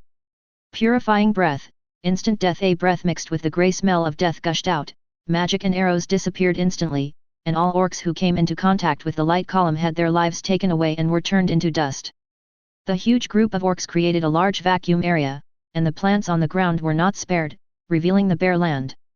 In addition to the accompanying instant death feature, the breath itself is also harmful. With the support of world-class props, it is not surprising that such a scene occurs.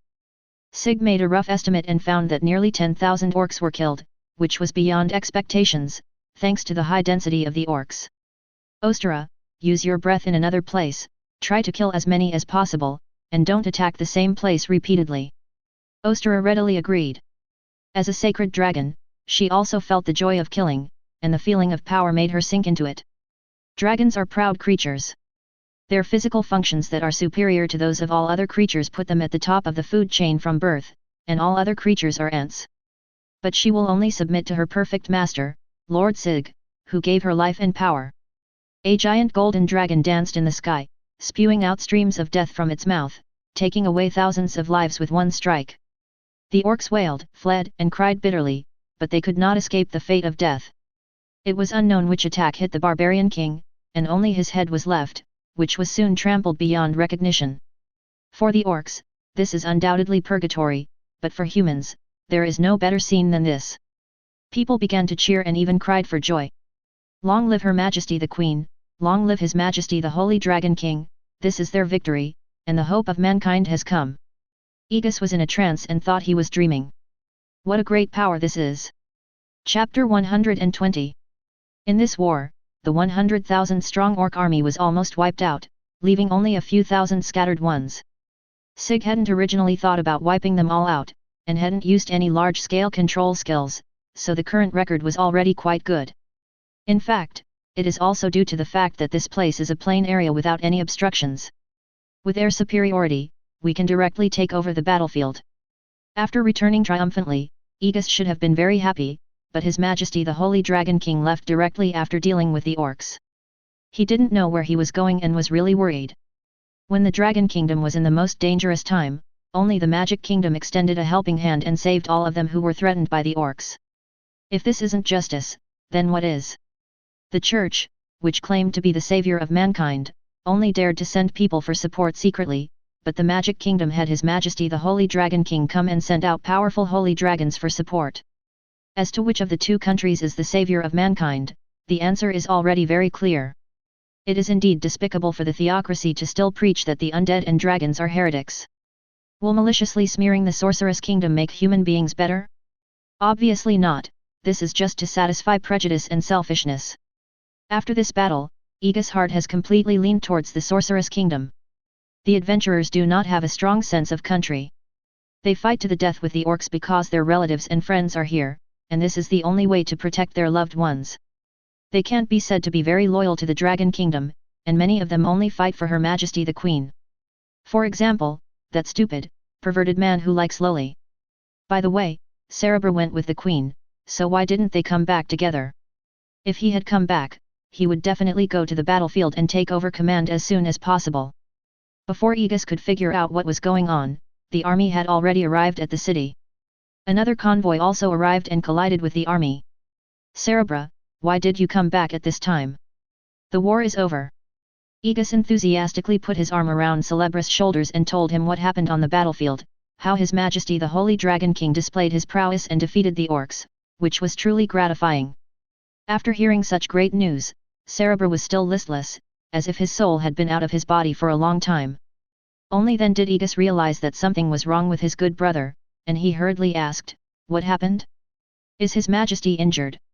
When Drodillan was mentioned, Cerebra finally showed some reaction. He smiled bitterly and said, "I'm heartbroken." "Your Majesty has a husband," Aegus said subconsciously, and immediately covered his mouth when he realized what was happening. How could he talk about Her Majesty the Queen in public? If someone with ulterior motives found out and reported it to the Prime Minister, it would be a big deal. The Prime Minister has no wife and no children. He is like a vengeful spirit who will not let go of even the slightest thing.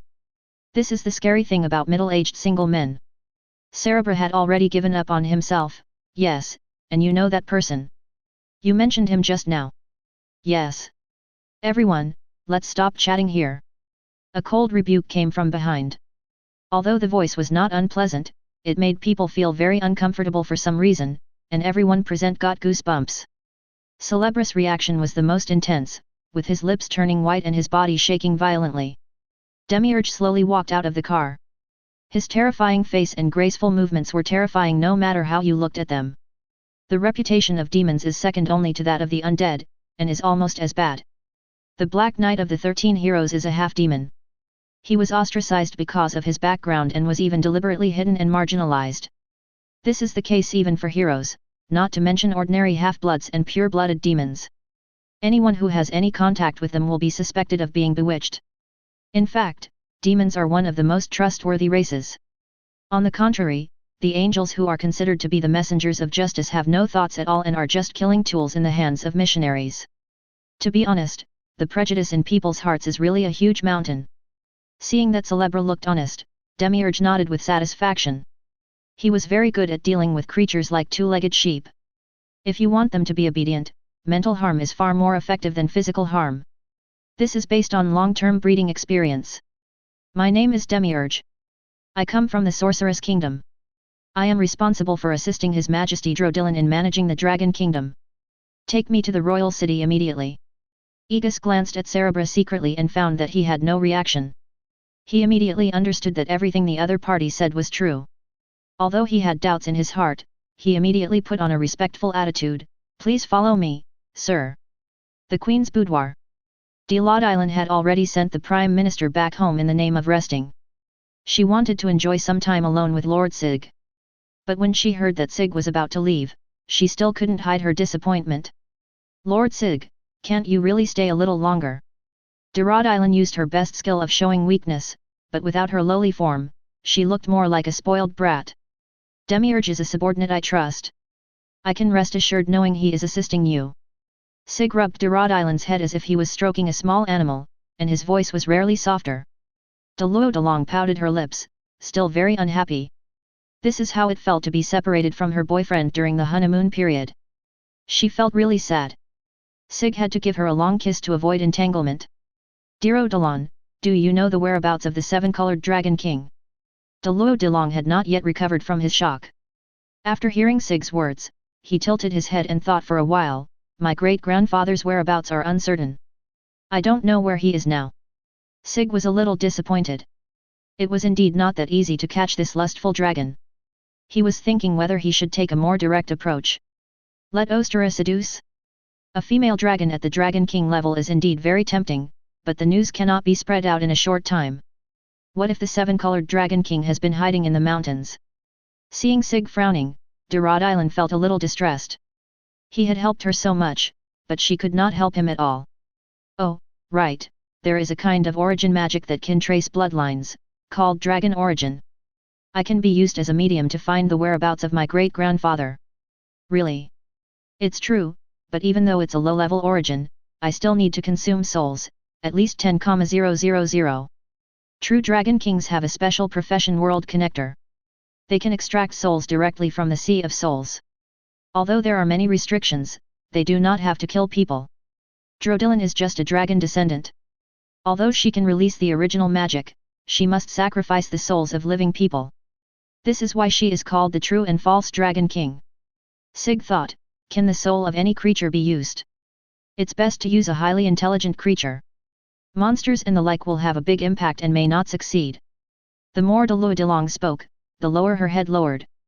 It seemed like she had good intentions but ended up doing something bad. Why did she have to say something that she couldn't do? Wasn't she deliberately disappointing people? Sig showed a kind smile, and took Drodilin's hand.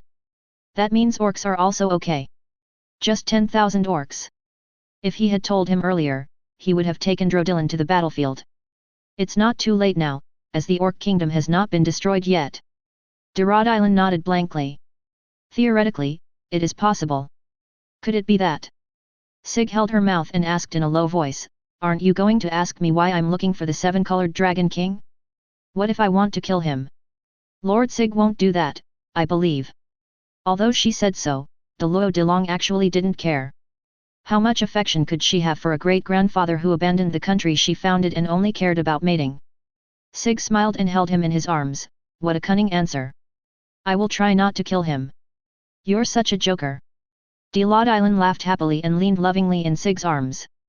Lord Sig is so kind, it's great that she can help. Chapter 121. The Orc Kingdom is just a small country, with an area less than half of the Dragon Kingdom and a far smaller population. The reason they can always win is the system of universal military service. As a subhuman race, orcs have stronger bodies and can become elite warriors among humans with almost no training, but it is difficult for them to go further. It has a high lower limit, a low upper limit and a high average level. All previous wars were won by numbers. The war with the Dragon Kingdom marked the hunting season for the Orc Kingdom. In order not to miss this feast, almost all the young and middle-aged men joined the army. Therefore, the 100,000 strong army is the entire combat power of the Orc Kingdom. Those left in the city are the elderly, the weak, women and children, and their combat power is almost negligible. In order not to attract attention and to avoid alerting the enemy, Sig did not plan to ride Ostara. Don't forget that he can fly by himself. It was the first time for Demiurge to sneak out, and she was very excited. This was a perfect plot of a runaway princess. She had heard many similar stories from bards and never expected that she would have to experience it herself. It didn't matter whether she was a queen or a princess. Demiurge, are you ready? I'm ready, Master Sig.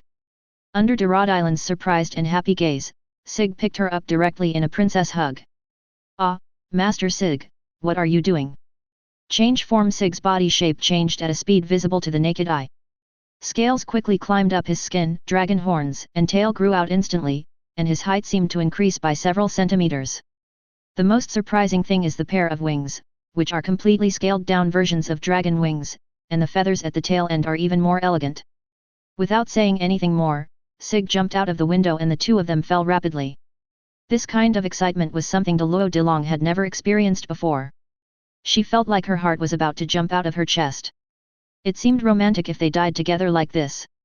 As the wings flapped, Sig turned in the air and then flew rapidly towards the Orc Kingdom. Demiurge hugged Sig's neck tightly, feeling the unique scent of this man, but her fingers accidentally touched a hard object. What's this? Sig chuckled.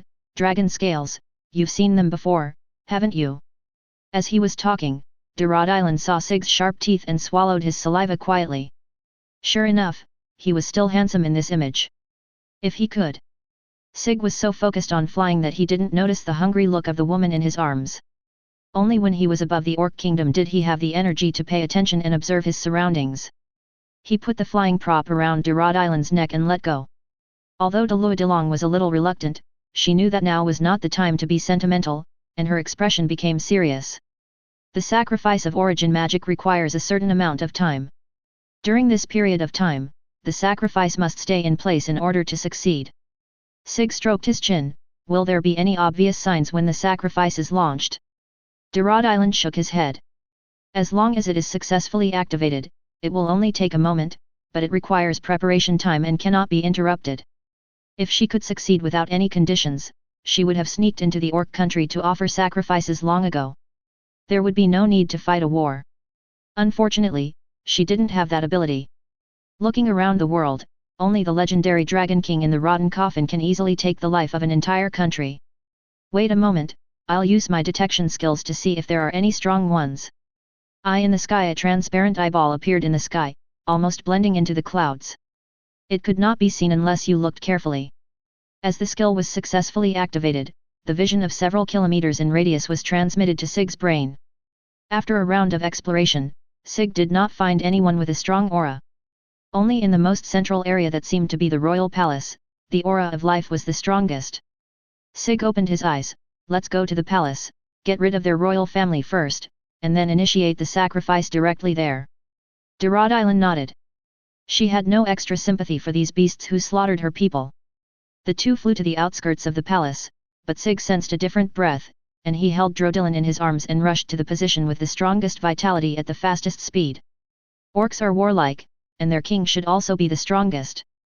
Based on such a simple logic, it should not be difficult to find him. In a remote palace, a magic circle was drawn in blood on the ground, emitting an evil aura.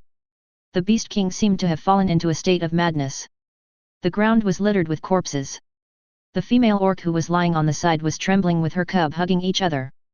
Haha, I feel full of strength. What giant dragon, what holy dragon king? What is there to be afraid of? I am the real Beast King. So the sacrifice started between us. We were almost late. Sig walked in slowly. In order to avoid getting stained with blood, Dorodilon was told not to come in and just stand at the door of the palace. The Beast King's brain was a little confused. What? Sig smiled and said, I mean, if you sacrificed all the people, how can we use them? You are courting death. This is my country and my people. You have no right to judge me, you lowly human.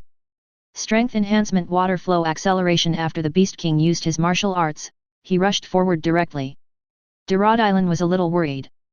The Beast King must have used the magic of sacrificing lives, which was a dark magic that only a very small number of priests could use. It looked like it was not completely successful, causing him to have sanity problems, but his strength was definitely doubled. But what she didn't expect was that the battle was over quickly, and Sig had no defense and no weapons. The moment the Beast King approached, he grabbed the opponent's neck and broke it with a little force. The Beast King, who had just been so vigorous and majestic, turned into a limp corpse in an instant. If it comes to hand combat, Sig stands out among the level 100 warriors. How could he lose to an orc in his 30s? There was hope in the eyes of the female orc and the cub, but Sig was not a savior, he was here to reap lives. Sig activated the Eye of Mare and tapped the two orcs' brows, instantly taking away 2 lives. To deal with such a weak village, Sig really didn't need to use world-class props, but he didn't want to dirty his hands. The smell of blood was really unpleasant. From Dorodilon's point of view, there was naturally no reason for her to beg for mercy, but now she finally realized what she should do. If a sacrifice were launched here, the Orc Kingdom would be destroyed directly, causing tens of thousands of casualties. However, Lord Sig killed nearly 100,000 orcs for her. Should she be soft-hearted just because the targets were the elderly, the weak, women and children? Absolutely not. Master Sig, I am about to begin. Please protect me. A mysterious magic circle appeared around Dorodilon, which was obviously different from the tiered magic in Yggdrasil.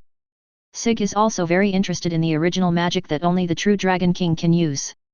After capturing the colorful Dragon King, he must torture him thoroughly. After all, he can be resurrected after death. As time passed, a halo spread out from the palace. Before the orcs could react, their souls were taken away and they fell to the ground and became corpses. An endless stream of soul power surged from the surroundings.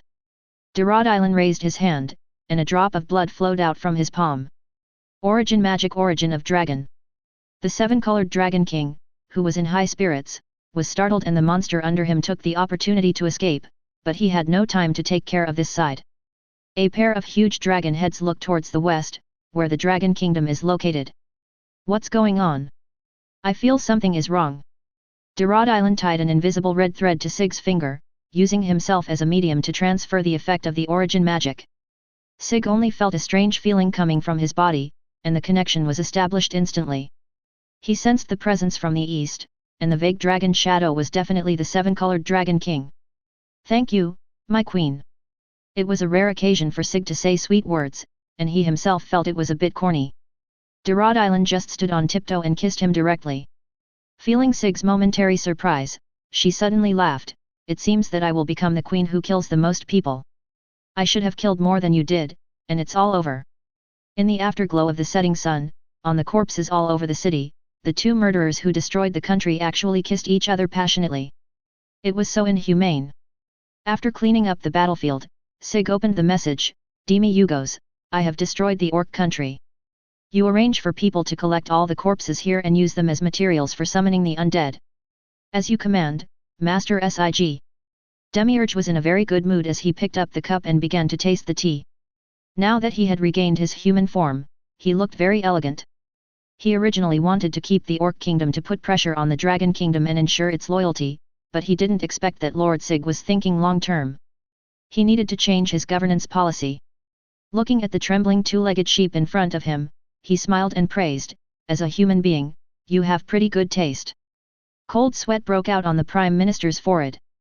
He fell to his knees with a plop. Lord Demiurge, I am willing to surrender and give you my all. I only have one request, please do not attack the citizens of the Dragon Kingdom. Two-legged sheep are enough. Demiurge's incoherent words ended the conversation. The Dragon Kingdom began its fate of being an ally in name but a vassal in reality, but as long as the people's lives improved, what else mattered? Chapter 122. In the early morning, when the first ray of sunlight shone into the room, Sig slowly woke up. He smoothed his messy hair, cleansed his whole body with magic, then stood up and put on his clothes. Luo Delong was still sleeping soundly. She was really tired last night. Saliva was flowing from the corners of her mouth. She was completely different from the girl she was the night before. He looks quite well behaved at this time. Sig sighed helplessly, took out a ruby ring and placed it on the bed. This ring stores 8th level defensive magic. As long as it is not damaged, it can be activated and used multiple times. It is sufficient as a protective item. We have almost finished our stay in the Dragon Kingdom, it's time to set out to find the seven-colored Dragon King. Message President, I have found the whereabouts of the seven-colored Dragon King. We can start the dragon hunt now. Ainz didn't need to sleep, so he replied almost instantly, Sig-san, are you going alone? Sig walked to the window and leaned on the railing. If nothing unexpected happens, I'll be enough, but I think we'll be stopped. Even if he is willing, the Guardians will not agree, which is a bit troublesome. Ainz sighed and drummed his fingers on the table. I want to go with you, but I can't leave the Sorceress Kingdom. The Platinum Dragon King has made new moves. Sig showed some interest. Did Pandora get the information out? Nigreed has been monitoring the Platinum Dragon King's true body. I think it will be solved soon. It has been confirmed that there are multiple Platinum armors. The Platinum Dragon King must have sensed the crisis. He sent most of the Platinum armors away. It seems that he is secretly plotting something. He probably contacted the other Dragon Kings. He is very smart and should have realized how powerful Nazarick is. The Platinum Dragon King had experienced battles with players, and in his mind he probably had classified Nazarick as one of the 8 Desire Kings. There have been only 3 cases of collective time travel in this world. The first group was the 6 great gods 600 years ago, the second group was the 8 Desire Kings who descended 500 years ago, and the last group was Nazarick. The 6 gods are 6 players who traveled through time and space. Their greatest achievement was saving humanity from extinction and establishing the first human nation, the Scylan theocracy. They also killed many subhuman races for this purpose. Perhaps because they did not have too much ambition, or perhaps because they signed an agreement in private, there was not much conflict between the 6 gods and the Dragon Clan. But the 8 Desire Kings are different. A total of 8 players have traveled through their guild, and they are obviously high-level players. The guild base is named Eliu Entiu, and there are more than 30 NPCs, who possess multiple world-class items. They indulged in their desires, violently conquered the continent, ruled the world with their powerful strength, ended the rule of the dragon clan with their own strength, and spread the rank magic. But it is obvious that they failed in the end, and the title of the 8 Desire Kings was more of a derogatory term for them in later generations. Albedo also guessed so. We can't let our guard down yet. We can't get any more information out of Ainz. Ainz was always very anxious about the unknown. He didn't know how many times he had triggered the forced calm function in the past 2 days. He was considering whether he should act more cautiously. He was very worried that the true Dragon Kings all had the strength of level 100. In that case, even if a battle broke out, Nazarick would win, and even if they could win, it would be a miserable victory. Sig didn't take it seriously. Don't worry, I will capture the 7-colored Dragon King and interrogate him immediately, and try to dig out all the information about the real Dragon King. If he had traveled back to the heyday of the Dragon Clan, he would definitely be much more cautious, but the backbones of this group of dragons have been broken by the 8 Desire Kings, and it won't take much time to deal with them. Okay, but I still suggest taking a guardian with you. Ainz couldn't persuade Sig, so he just made this suggestion. Sig thought about it and it made sense.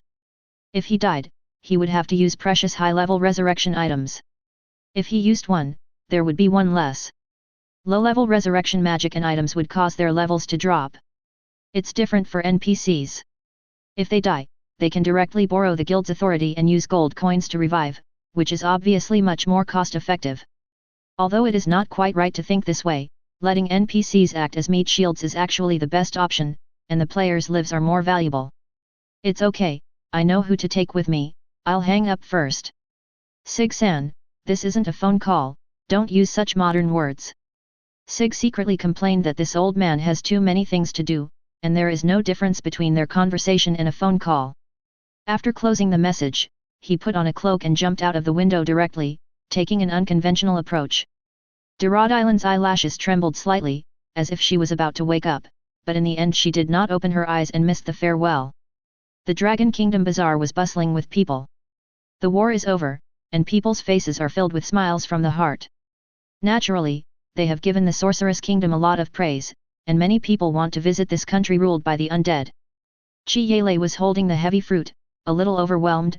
Manager, did you give the wrong thing? The store manager waved his hand and explained with a smile, to celebrate the victory of the war, many things are discounted today. It's a good time to buy. Kier bowed slightly, thank you for the reminder. The store manager scratched his head. To be honest, even though he was already familiar with Kier, he didn't quite understand why she was so polite. Although she is very cute, she seems to be a girl who is not good at expressing herself. Someone nearby asked curiously, is that maid here to buy things again? Yes, her master is really blessed. I heard he was an old man. It's hard for her. The store manager glanced at the person who was speaking and said, Mr. Sebastian is not as dirty as you think. He has a noble spirit and is very respectful to Mistswear. He is like a nobleman. The usually talkative store manager turned cold, and the others didn't dare to speak either. The incident passed quickly, and the store manager continued to do business. However, he didn't know when a silver coin appeared on the table.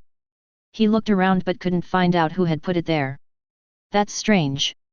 Where he couldn't see, an apple had already been eaten into Sig's stomach. Following Kier, he found Sebastian's residence, which was a simply decorated hotel. People coming in and out were dressed in ordinary clothes. It seemed to be a gathering place for ordinary people. In order not to scare the young couple, Sig did not rush up. He entered the hotel, ordered a table of food, gave a silver coin to the receptionist, and told her that he was looking for Sebastian and asked her to pass on a message. The receptionist happily collected the tip and said, Are you here to thank Mr. Sebastian as well? He's out now, but he should be back soon. Does Sebastian often help people? There weren't many people in the store, so Sig invited the receptionist to sit down for a drink and talk about Sebastian. The receptionist agreed with a smile. If she didn't do something, she wouldn't feel safe holding this silver coin. Mr. Sebastian is a real gentleman. Although the guest is very good looking, if I were to choose a man, I would still prefer a reliable type. Sig listened with great interest and didn't pay attention to the sarcasm in the other party's words. A tall man came in through the door, and the receptionist waved happily, Mr. Sebastian, there's a guest looking for you. Sebastian walked over slowly, and before he saw Sig's face, his expression changed and he immediately knelt down on one knee. He was about to call out the honorific directly, but they were in a public place and revealing his identity was a big taboo. "Greetings, sir. No need to be so polite." The receptionist opened her mouth in surprise. Even Mr. Sebastian respected her so much, so the man in front of her must be extraordinary. Sig placed a gold coin on the table, turned around and left. "Lead the way, Sebastian."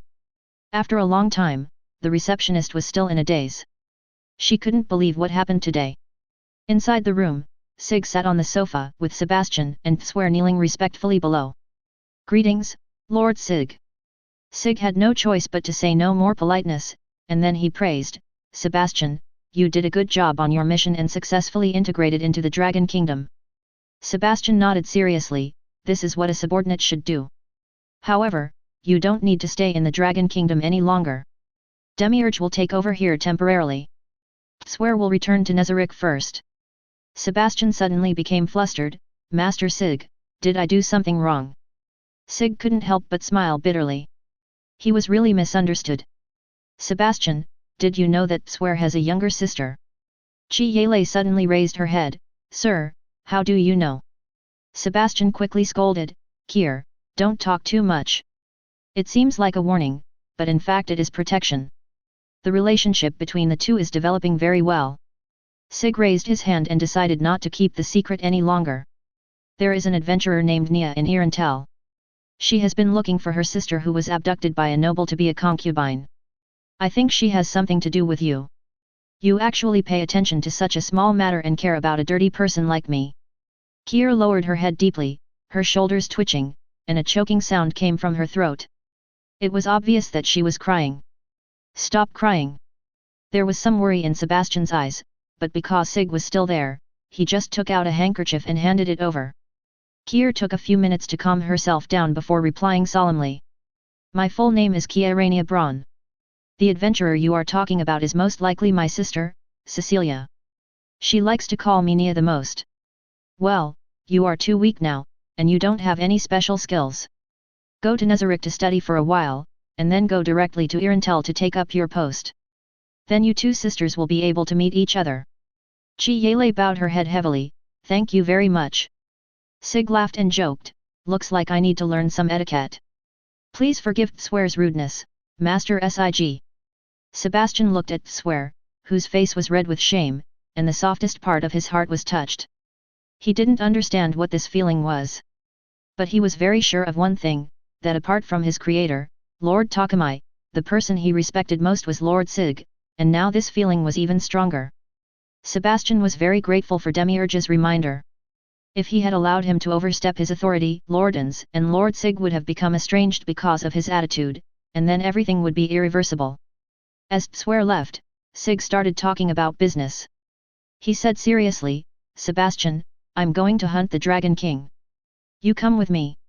Sebastian was shocked, and a childlike excitement appeared on his old face. Sig Adults. Chapter 123. Given Sebastian's appearance, he really can't be called a child, but he is indeed the youngest among the guardians and has the simplest personality. Sig stretched out his hand and then retracted it. He couldn't touch the other person's head like he would a real child. He really couldn't bring himself to do it. He coughed twice and said, "Don't be happy too soon. This mission is very difficult and may put your life in danger." Sebastian's eyes were firm, "It is my honor." Sig smiled helplessly. This was indeed the answer. If Takamai were here, he would probably agree immediately, because that guy simply can't refuse a friend's request for help. Most importantly, he is also very combative, and Sebastian also inherited a little bit of that. Sebastian unfolded the map. The area where humans were currently located had been explored, but the area in the center of the continent was still shrouded in fog.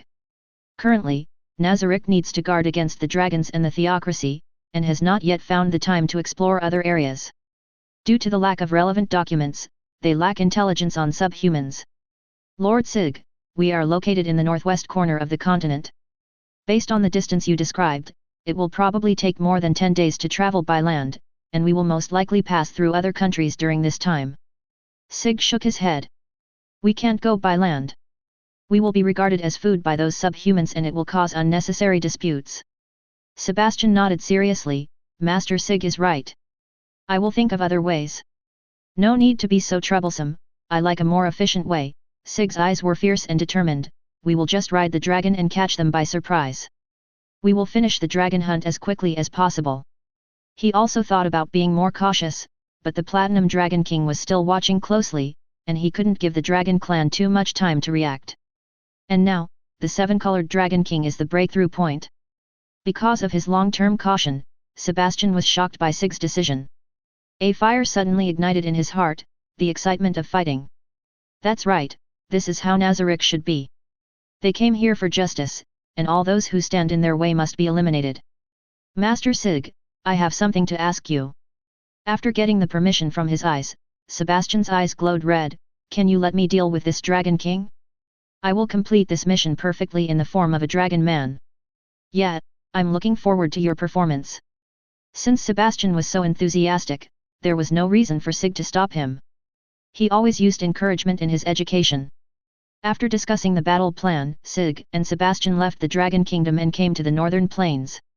As for why we came here, it's simple, because Sig is going to summon the strongest ice dragon follower.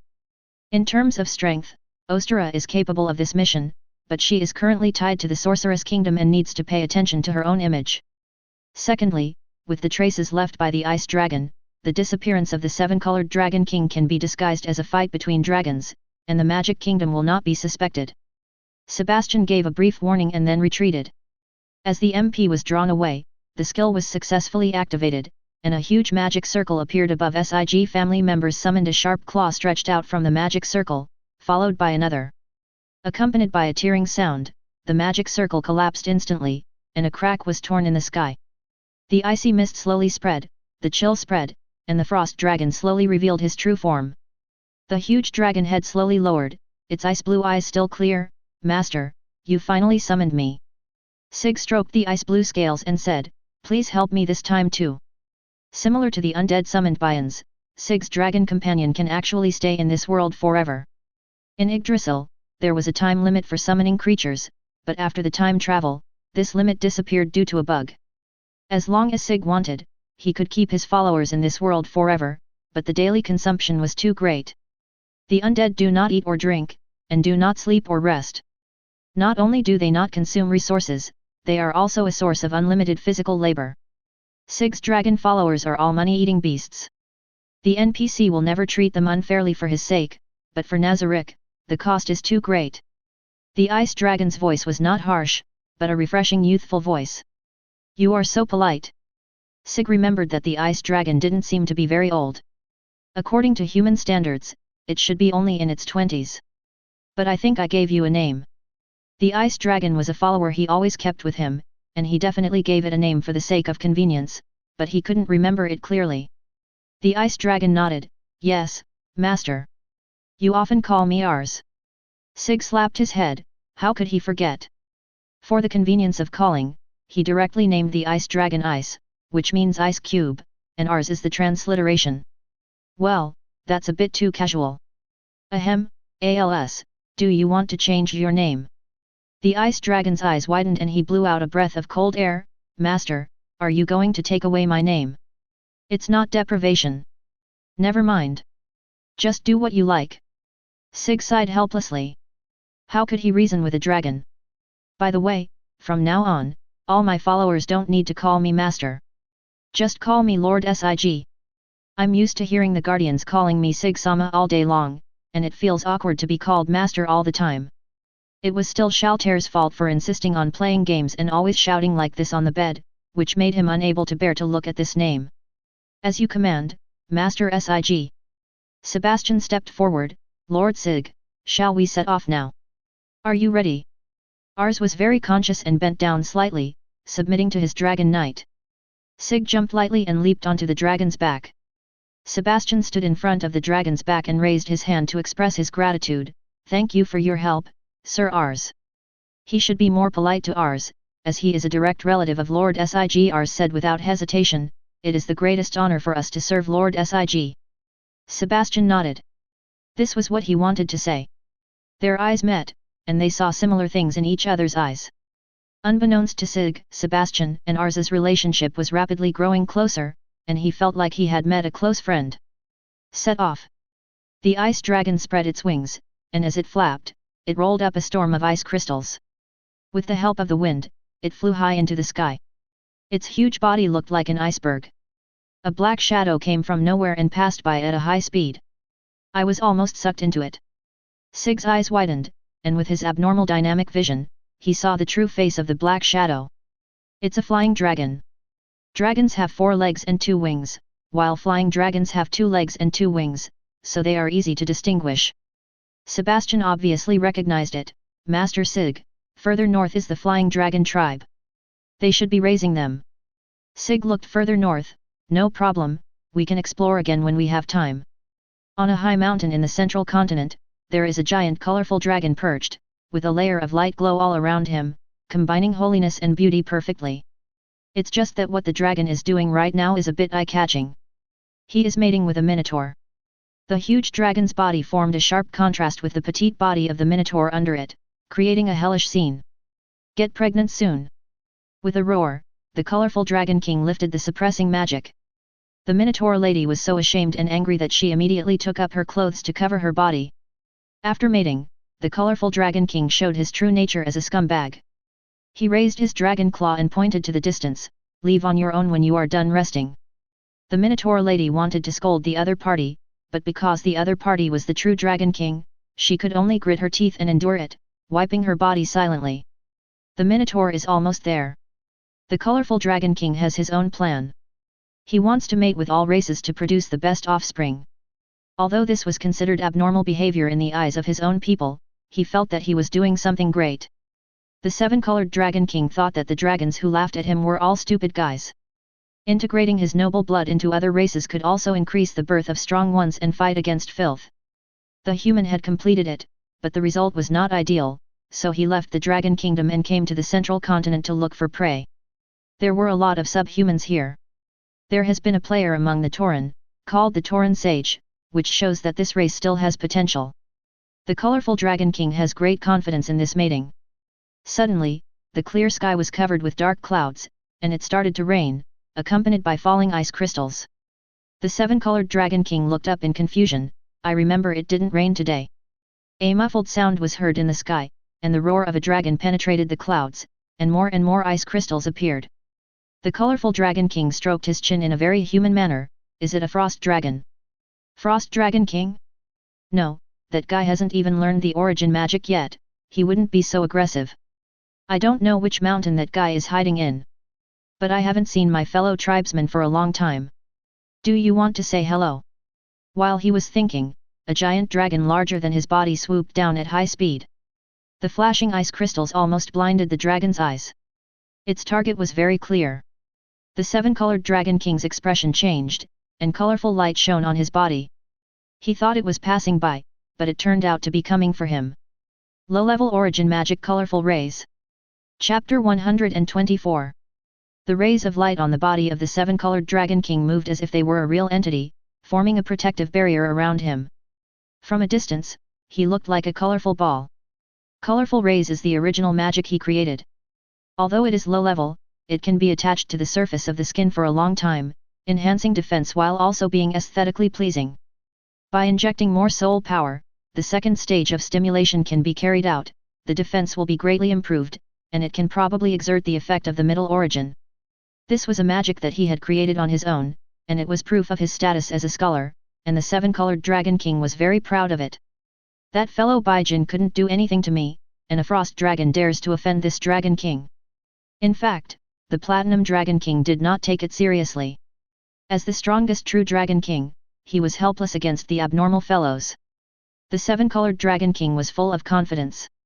As the older true dragon king, he had to teach this young dragon a lesson. Let the other party know that he cannot come or leave his territory as he pleases. Dragons have a strong sense of territory, so they will naturally use the most primitive methods when dealing with their own kind who come to attack them. What he didn't expect was that the frost dragon that attacked from high altitude did not attack directly. It suddenly stopped dozens of meters above the ground, and then an old man in a butler's uniform jumped down. The seven-colored Dragon King was very confused as to what was going on, but he did not let his guard down. Sebastian slowly took off his gloves and put them in his pocket, then spread his legs and assumed a fighting stance. "I'm Sebastian, are you the seven-colored Dragon King?" The colorful Dragon King said in a deep voice. "Human, what do you want to do?" "It seems I found the right one." Sebastian muttered to himself and then took action. His figure was as fast as lightning and he was in front of the seven-colored Dragon King before he could react. High-speed movement steel skin Qigong. After accumulating strength, Sebastian's fist suddenly punched out, and the white shock wave seemed to become real. Ultra-explosive fist. Just a fist. Just as the colorful Dragon King was about to taunt, he was horrified to find spider-web-like cracks appearing on the colorful rays that he was proud of, but fortunately it was still within the tolerable range. But as Sebastian swung his fist again, cracks appeared almost all over the protective shield. The seven-colored Dragon King forgot one thing, which is the important reason why seven-colored rays is the lower origin, because this magic is linked to the user's defense value, but unfortunately, he is not specialized in defense. It is normal that he cannot resist the targeted blasting of Sebastian, who is at level 100. Seeing that Sebastian was about to throw a punch, the seven-colored Dragon King became really anxious and suddenly shouted, "Wait a minute." It was just a casual roar, but Sebastian actually stopped and looked at the colorful Dragon King with sharp eyes, his raptor-like eyes full of fighting spirit. The frost dragon hovering in the sky slowly descended, and a man in armor came down from the dragon's back. For some reason, the seven-colored Dragon King felt an increasingly bad feeling in his heart, and he seemed to be instinctively afraid of the man in front of him. Riding a giant dragon, could it be a dragon knight? This type of profession would indeed suppress the dragon clan, but it shouldn't be so obvious. Sebastian in front of him was difficult enough to deal with, and with the addition of the frost dragon and the armored man, the colorful Dragon King felt that his chances of winning were terribly low. The seven-colored Dragon King was always very smart. Fighting was very troublesome for him. He directly expressed his intention to negotiate. "Guest from afar, I actually have no intention of fighting with you. Why don't you sit down and have a good chat?" Sig felt a little funny. This seven-colored Dragon King was a little different from what he had imagined. He was also quite sensible. It was a pity that he couldn't let him go now. He is so scheming that if he is not convinced, he will definitely play tricks and refuse to cooperate. "Sebastian, remember to hold on for a breath." "As you command, Master Sig." The conversation between the two was heard clearly by the seven-colored Dragon King. Even the dignified Dragon King had shown weakness, but this human was still so aggressive. What on earth was he trying to do? "Are you filthy? Shut up." Sebastian's eyes glowed red. How dare he slander the Supreme Being in front of him? He was courting death. The seven-colored Dragon King realized that he had said something wrong and was secretly annoyed. He hoped that a dragon would come and save him. If it was really filthy, how could he defeat it with just one dragon? When the Dragon Clan was at its peak, 10 dragons couldn't beat a player, not to mention that he was not the type who was good at fighting. If facing a magic caster, the seven-colored Dragon King can still pull back and bluff to scare the opponent away. After all, the mage has little health and is very cautious, so I don't dare to fight him head-on. "You try, I try, but in the end we can't fight." But it's different for warriors. They have thick health and high defense. They just rush forward without thinking twice. No one knows how painful it must be when the iron fist hits their body. Please discuss this again, everyone. Filthy is just an adjective. The seven-colored Dragon King thought that since he had lowered his posture to this extent, there should be a chance for a conversation, but Sebastian began to transform. Transformation, complete dragon humanization. The bulging muscles made the special butler's uniform bulge out, a thick silver tail grew from the waist, the hands turned into sharp claws, and the head also changed completely, turning into a smaller version of the dragon's skull. The silver dragon scales sparkled, and at first glance it looked like he was wearing silver armor, which was completely Takamai's style. Sig still remembers that in order to make his head fit the world champion's armor, Takamai spent money to change his face. In terms of handsomeness, Takamai was ahead of his time, and of course Sig also fine-tuned his appearance by adding a pair of wings. In terms of appearance, Sebastian is the purest dragon man. Roar! The dragon's roar echoed throughout the mountain. Sig pulled out a chair, took out a drink and started drinking. Als raised the dragon wings to act as a parasol, but there was actually no sunlight, the main focus was on creating a sense of atmosphere. Sebastian's punches hit the flesh, which is the most primitive hand-to-hand combat and also the most effective. The seven-colored Dragon King was still making threats at first, but soon he could only wail. This was complete suppression. What the hell are you? Are you a dragon? Or a human? The seven-colored Dragon King was completely confused. He had never seen such a weird guy before. Could this be the final form of the hybrid? However, in the filth that has descended since ancient times, there has never been a mixed blood species, and it is already recognized information that the player is a pure-blooded race. The colorful Dragon King wanted to escape, so he flapped his wings and flew upwards, taking the opportunity to cast a teleportation magic. World legend, Sebastian stepped on the body of the seven-colored Dragon King and quickly ran upwards. He smashed the dragon's head with an iron fist, directly interrupting the spell. Power punch. With one punch, the dragon's scales flew off, one of its horns was broken, and blood was flowing. The giant dragon's body slammed heavily to the ground, stirring up dust all over the sky. A deep pit appeared on the ground, and the dragon's blood dyed the soil dark brown. Ah! The Minotaur lady was frightened and fainted at the beginning. She just woke up and fainted again. Sig silently cast a blessing on her. This victim couldn't die. He also knew the existence of the Minotaur sage, so keeping him around would still be useful. The seven-colored Dragon King had never been so miserable. He finally witnessed the horror of filth. The massive loss of blood caused him to continue to lose blood. If he did not use healing magic, his dragon body would not be able to bear it. Sebastian said solemnly, "I am a dragon man." The seven-colored Dragon King was stunned for a moment, and finally realized that this was an answer to the previous question. Dragon hybrid. Sig walked over slowly. You can think of it as a dragon in human form. In Yggdrasil, the selected races are all unique, and there is basically no such thing as hybrids. For example, humans can interbreed with all races. If mixed-race individuals were allowed, many strange races would be created, and the authorities would not be able to set basic racial data. The colorful Dragon King said firmly, "You are the player." Sig stretched out of boredom, "So what?" The answer was obvious. Sebastian had always respected him so much, it would be strange if he wasn't exposed. Anyway, the seven-colored Dragon King has no chance to pass on the message, so it doesn't matter if he admits it. The colorful Dragon King roared, "Hiding behind an NPC is nothing, I want to fight you 1v1. Now not only Sig, but everyone present was stunned. Sig pointed at himself, "Are you sure?"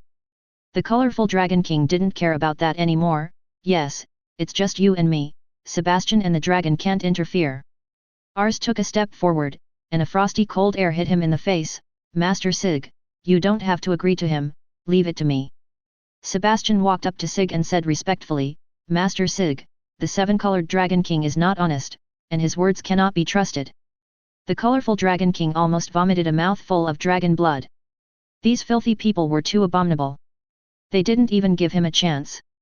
Sig raised his hand and pretended to think seriously, "It's not impossible, but if you lose you will be my slave and obey me completely." The seven-colored Dragon King's eyes lit up, "I swear in the name of the true Dragon King, but if I win, you must leave immediately." Sig finally couldn't hold it in anymore and slowly raised his hand, "Ha ha ha, I'm going to use my skills, don't die later." This was a rare opportunity, and he just wanted to try out the effect of his strongest skill against dragons. The seven-colored Dragon King was a very good tank. Why? The feeling of uneasiness grew stronger and stronger, and the seven-colored Dragon King suddenly felt that he was being targeted. Could it be that he was in trouble? It turned out to be a sure hit skill. He immediately drew more soul power, and the colorful light around him shot up into the sky, gathering into a more solid barrier. He had to do this. Even if he couldn't use the origin magic today, he had to save his life first. Colorful glow, most enhanced. Sig turned his palm over, and a black energy ball slowly condensed. At the moment the skill was activated, the buff of the rare profession Dragon Slayer also took effect. Suddenly, the black light became brighter, and he slowly read out the name of this attack. Dragon Kill, Ultimate Death. Chapter 125. The seven-colored Dragon King saw darkness, endless darkness, like a black hole that could suck in all matter, without a trace of light. Maybe it wouldn't be bad to die like this, but it was obviously too good to be true. Boom! The sudden impact caused the seven-colored Dragon King to lose consciousness briefly, and his huge dragon body fell to the ground uncontrollably, and his HP, which had already hit rock bottom, continued to drop. With only 3% health left, his life is already fading away. Hateful. The seven-colored Dragon King pounded the ground unwillingly.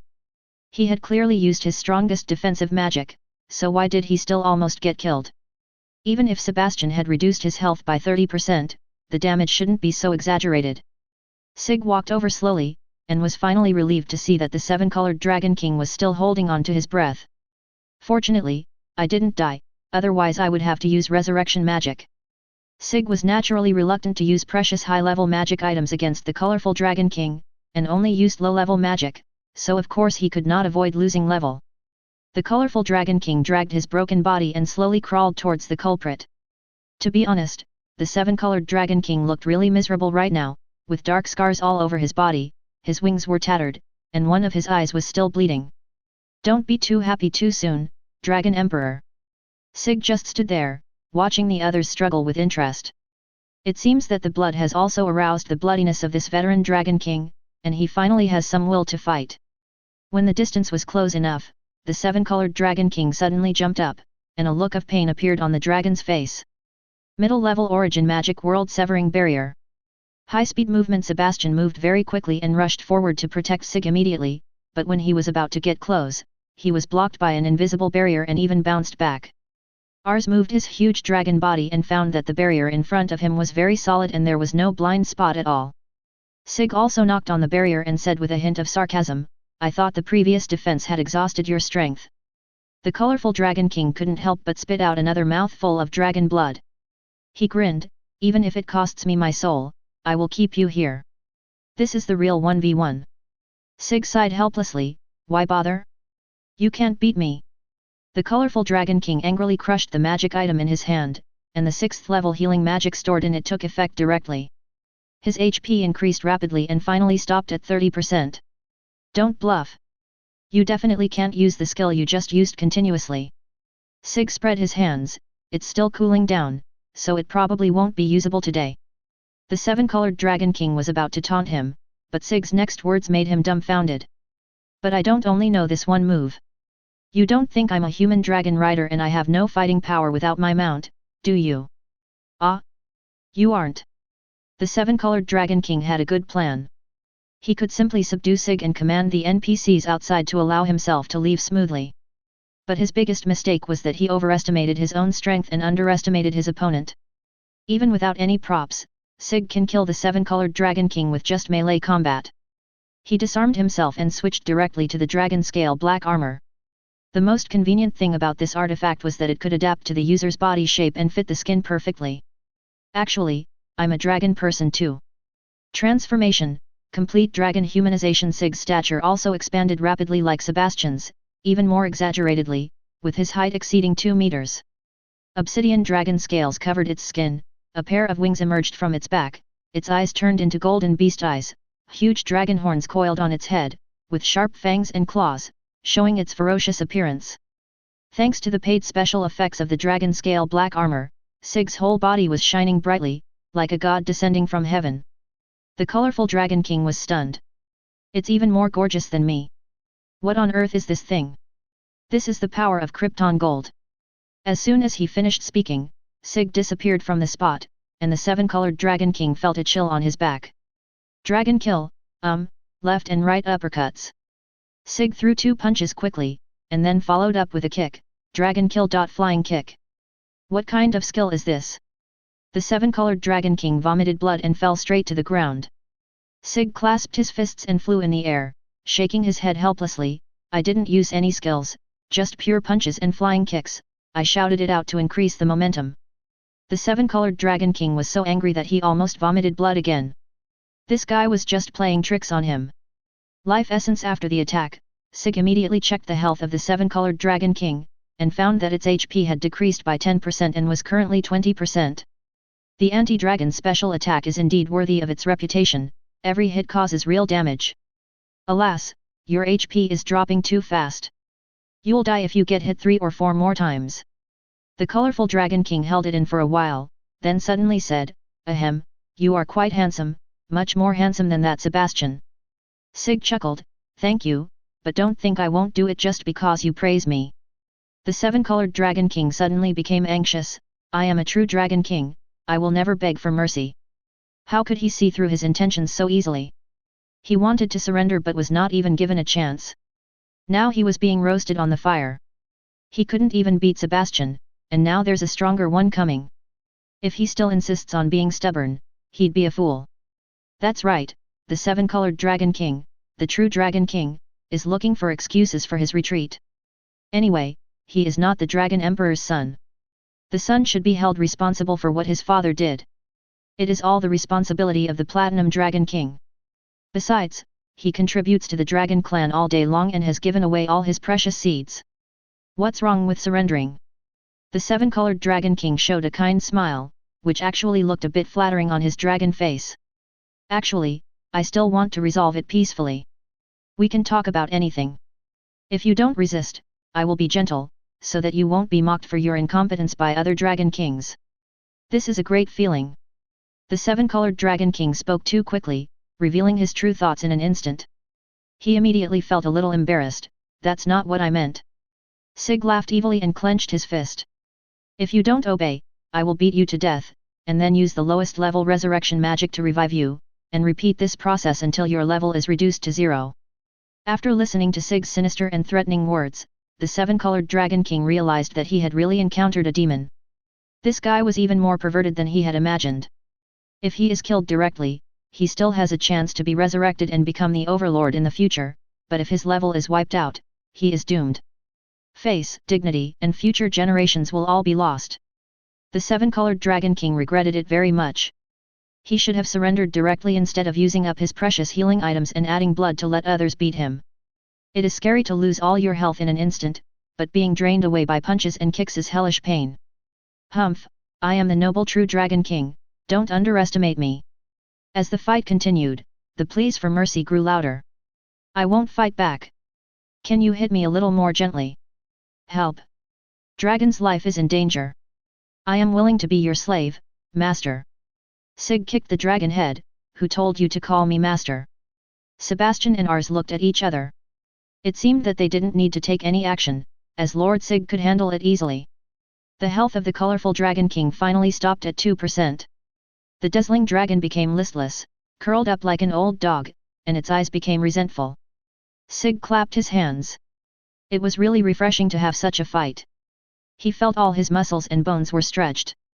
After the colorful Dragon King lost his will to fight, the world separation barrier had long been lifted. Sebastian and Ainz looked at the colorful Dragon King in silence. I thought he was going to fight to the death, but I didn't expect him to just give in. Of course, facing the powerful Lord Sig, such an outcome is reasonable. If it were them, they would definitely admit defeat as soon as they met the god. This is the result of trying to fight with the god. What a foolish Dragon King! If you enjoyed this video, please give it a like and subscribe to the channel so you're notified of future uploads. You can find the next parts in the playlist visible on the screen or on my channel. Thank you for watching, and I'll see you in the next one.